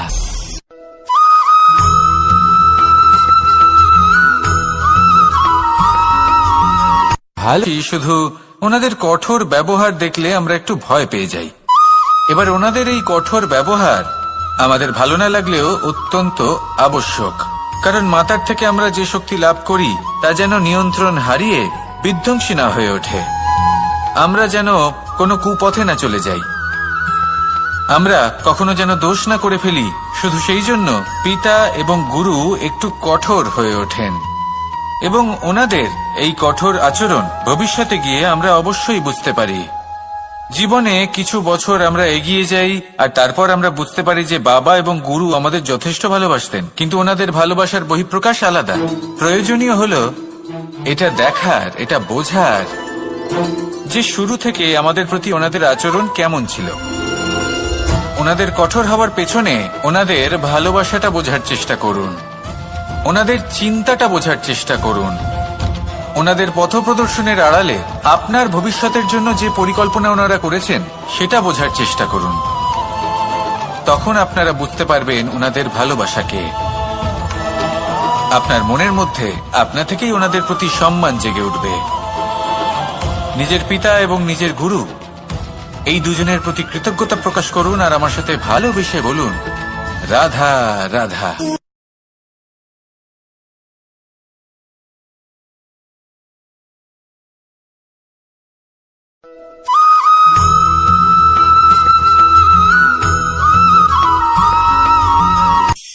কখনো কোনো বাগানের কোনো বৃক্ষকে দেখেছেন যেখানে সুগন্ধি ফুল থাকে, রসালো ফল থাকে? তখন মন প্রফুল্ল হয়ে ওঠে, মন থেকে সেই বৃক্ষের প্রতি ভালোবাসা জন্মায়। কিন্তু যিনি বাগানের মালিক, শুধুমাত্র তিনিই জানেন যে কিভাবে এই বৃক্ষকে আগলে রাখতে হয়, কিভাবে তার পরিচর্যা করলে এতে সুন্দর সুগন্ধি ফুল হবে, রসালো ফল হবে। কখনো কখনো প্রয়োজনের থেকে বেশি রোদ পেলে এই বৃক্ষগুলি শুকিয়ে যায়, প্রয়োজনের থেকে কম রোদ পেলেও এই বৃক্ষ কিন্তু শুকিয়ে যায়। প্রয়োজনের থেকে কম জল যদি পায়, এই বৃক্ষ শুকিয়ে যেতে পারে। প্রয়োজনের থেকে অতিরিক্ত জল যদি পায়, তখনও এই বৃক্ষের শিকড়গুলি নষ্ট হয়ে যেতে পারে। এবার এটাই কিন্তু আমাদের সংসারের সাথেও হয়। আমাদের সংসারের সকল প্রতিভাশালী ব্যক্তি, যেমন লেখক, বিচারক, প্রবক্তা, যোদ্ধা, এদের সবার ক্ষেত্রে এই কথাটাই প্রযোজ্য। যদি বেশি প্রশংসা করা হয় তাহলেও এরা হারিয়ে যাবেন। প্রয়োজনের থেকে বেশি যদি নিন্দা করা হয় তখনও তারা নত হয়ে পড়বেন।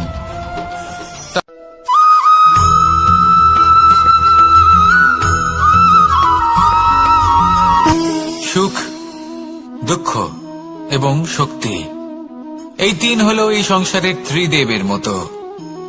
আমাদের জীবনে যা কিছু ঘটছে এই তিনটির ভিত্তির উপরেই হচ্ছে।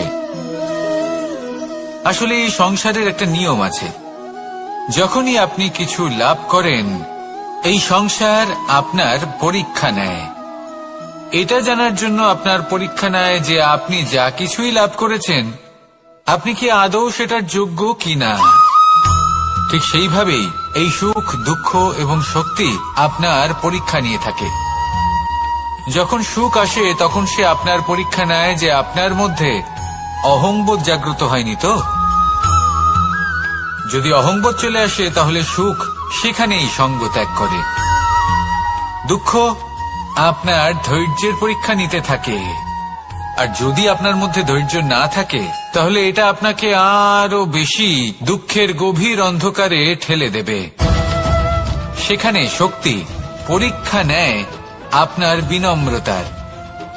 যদি আপনি বিনম্র না হন তাহলে হয় এই শক্তি আপনার সঙ্গ ত্যাগ করবে, নয় এই শক্তি বিনম্রতার অভাবে আপনার পতনের কারণ হতে পারে।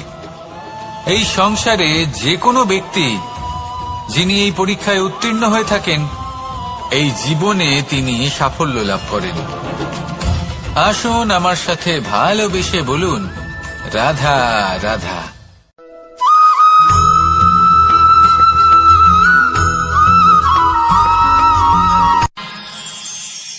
আমরা সবাই সূর্যকে সম্মান কেন করি? কারণ আমরা জানি যে সন্ধেবেলা যখন সূর্যাস্ত হবে তখন শুধুমাত্র অন্ধকার বাকি থাকবে।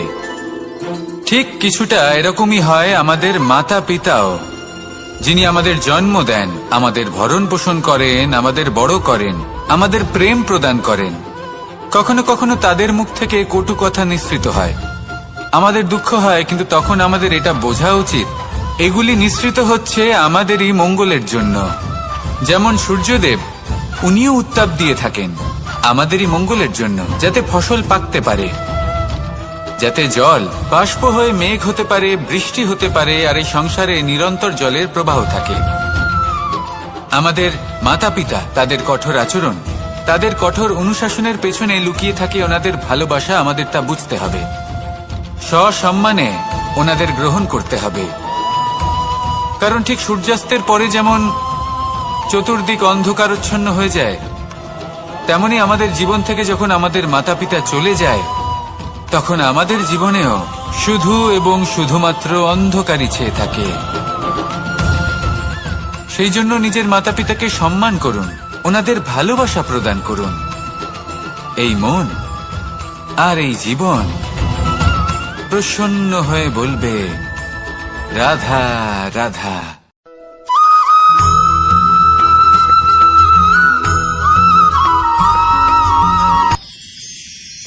মানুষ তার জীবনে দুই ধরনের পরিস্থিতিকে খুব ভয় পায়। এক, কোনো কারণবশত কারোর সামনে নত হওয়া। দুই, কোনো কারণে নিজের চরিত্র থেকে, নিজের মূল্যবোধ থেকে বিচ্যুত হওয়া। এবার কেন হয় এরকম যে কথায় কথায় কারোর সামনে নত হতে হয়? কেন বারংবার নিজের চরিত্র থেকে চ্যুত হতে হয়? এরকম কেন হয়? এটা তখনই হয় যখন আমাদের শিক্ষা এবং মূল্যবোধের অভাব থাকে। যদি মানুষের মধ্যে প্রকৃত শিক্ষা থাকে তাহলে এই সংসারে কোনো সময় এবং কারোর সামনেই নত হওয়ার কোনো প্রয়োজন নেই। যদি মানুষের মধ্যে মূল্যবোধ থাকে তাহলে তাকে নিজের মূল্যবোধ বা চরিত্র থেকে বিচ্যুত হতে হয় না, তা সে যাই হয়ে যাক না কেন। কোনো বালককে যদি জন্ম থেকেই সুশিক্ষার অধিকারী করা হয়, শিক্ষিত করা হয়, মূল্যবোধের অধিকারী করা হয়, তবে সে এই সংসারে এমন কর্ম করবে যাতে সে নিজেকে, নিজের পরিবারকে, সমগ্র সমাজকে গর্বিত করতে পারে। শিক্ষা লাভ করুন, মূল্যবোধ লাভ করুন এবং আমার সাথে ভালোবেসে বলুন, রাধা রাধা।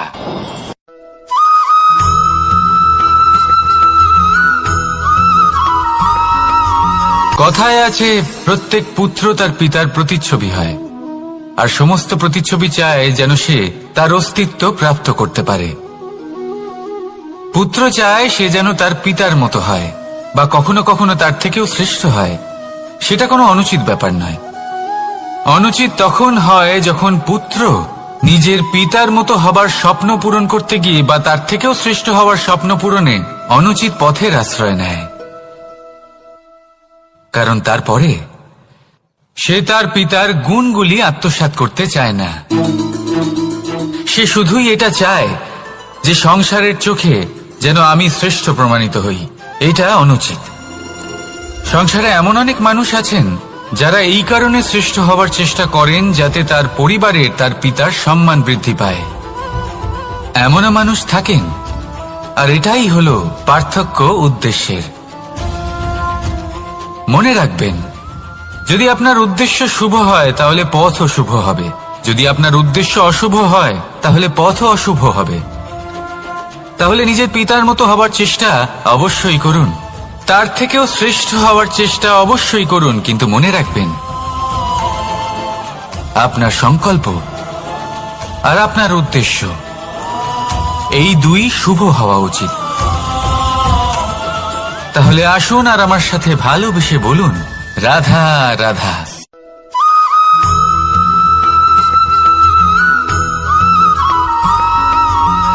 এই সংসারের সব থেকে গুরুত্বপূর্ণ তত্ত্ব কোনটা? প্রথম হলো সময়। জন্ম থেকে মৃত্যু পর্যন্ত এই যে সময়, এটাই তো হলো জীবন। দ্বিতীয় হলো জীবন, যাতে আমরা সময়ের সদ্ব্যবহার করি, শ্রেষ্ঠ থেকে শ্রেষ্ঠতর কাজ করার চেষ্টা করি। বহু বছরের এই পরম্পরা, এই সংস্কৃতিকে এগিয়ে নিয়ে যাওয়ার চেষ্টা করি। এই সংসারে আমরা অংশগ্রহণ করতে চেষ্টা করি। তৃতীয় হলো ধন, সেই ধন যা প্রত্যেক ব্যক্তি অর্জন করতে চেষ্টা করেন। এবার এই তিনটি তত্ত্বের মধ্যে একটা সামঞ্জস্য আছে, সমান ব্যাপার আছে। সে ধনই হোক বা সময় হোক বা হোক জীবন। আর সেই সমান ব্যাপার হলো যে যদি আপনি এটা গণনা করতে থাকেন তাহলে তা কমতে থাকে, যদি আপনি এটা ব্যবহার করেন তাহলে তা বাড়তে থাকে।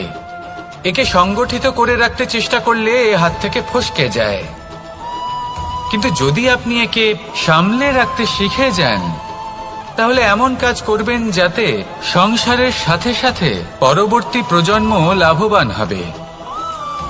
যদি কিছু শিখতে চান তাহলে সামলাতে শিখুন, গণনা করা বা সংগঠিত করা নয়।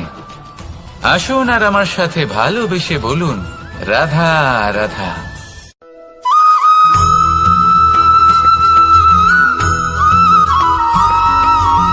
পঞ্চতত্ত্বের মধ্যে দ্বিতীয় তত্ত্ব হল ধরণী, ভূমি, যাকে আমরা ধরণী মাতা বলি। এই ধরণী ধৈর্য ধারণ করে, আর এর ওপরেই আমাদের সমগ্র সংসার নির্ভরশীল। কারণ এই ভূমি সহ্য ক্ষমতা রাখে, এর সহ্য ক্ষমতা হল অপরিসীম। সন্তান যতই আঘাত প্রদান করুক না কেন প্রেম পূর্বক সহ্য করে, আর তার বদলে অমূল্য রত্ন প্রদান করে। সন্তান যদি হাল চালায় তাহলে তার বদলে তাকে অন্ন প্রদান করে। এটাই হলো ধরণী। এবার এর থেকে আমরা কি শিক্ষা পেতে পারি? এটাই যে কারোর জন্য কিছু করা বা কাউকে কিছু দেওয়া মনে কোনো কামনা ছাড়াই। আর এই কথাটা বুঝে যান, যদি কারোর জন্য কামনা না রেখে বা কোনো পাওয়ার আশা না রেখে কারোর জন্য কিছু করেন বা কারোকে কিছু দেন, যদি এটা আপনি শিখতে পারেন তবে আপনি ভালোবাসতে শিখে গেছেন। আর সেই জন্যই এই ধরিত্রীকে মাতা বলা হয়। কারণ মাতা শুধু উনি নন যিনি গর্ভে সন্তানকে ধারণ করেন, মাতা তো উনিও যিনি জীবন বাঁচতে শেখান, যিনি জীবন বাঁচার উদাহরণ প্রদান করেন। তাহলে ধরণীর থেকে এই নিঃস্বার্থ ভাব শিখুন, নিঃস্বার্থ ভালোবাসা শিখুন, আর এই ভালোবাসার সাথেই বলুন রাধা রাধা।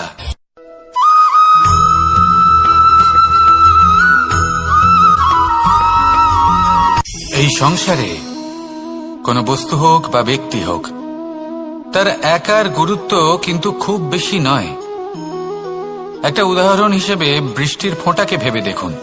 যদি একটি বৃষ্টির ফোঁটা হয় তাহলে তার খুব বেশি গুরুত্ব থাকে না, কিন্তু যখন সহস্র বৃষ্টির ফোঁটা মেঘের মধ্যে দিয়ে ঝরে পড়ে তখন সেটা বর্ষার রূপ ধারণ করে। সেই বর্ষা যা এই প্রকৃতিকে শান্ত করে। সেইভাবেই পাথরের ছোট টুকরো তার খুব বেশি গুরুত্ব থাকে না, কিন্তু যখন অসংখ্য পাথরের টুকরো একত্রিত হয় তখন তা পর্বতের আকার ধারণ করে। সেইভাবেই কিছু মানুষ যখন একত্রিত হন তখন তৈরি হয় পরিবার, কিছু পরিবার যখন একত্রিত হয় তখন তৈরি হয় সমাজ, যখন অনেক সংখ্যক সমাজ একত্রিত হয় তখন তৈরি হয় রাজ্য। এবার এই রাজ্যের সবথেকে গুরুত্বপূর্ণ ব্যক্তি হতে পারেন রাজা, কিন্তু তাও সেই রাজা একা কিছু করতে পারেন না। যুদ্ধ লড়ার সময় তারও নিজের সৈন্যদলকে প্রয়োজন পড়ে। কিন্তু এই সংসারে এমন একজন ব্যক্তি আছেন যিনি একাই সব কাজ করতে থাকেন, এবং সেই ব্যক্তি হলেন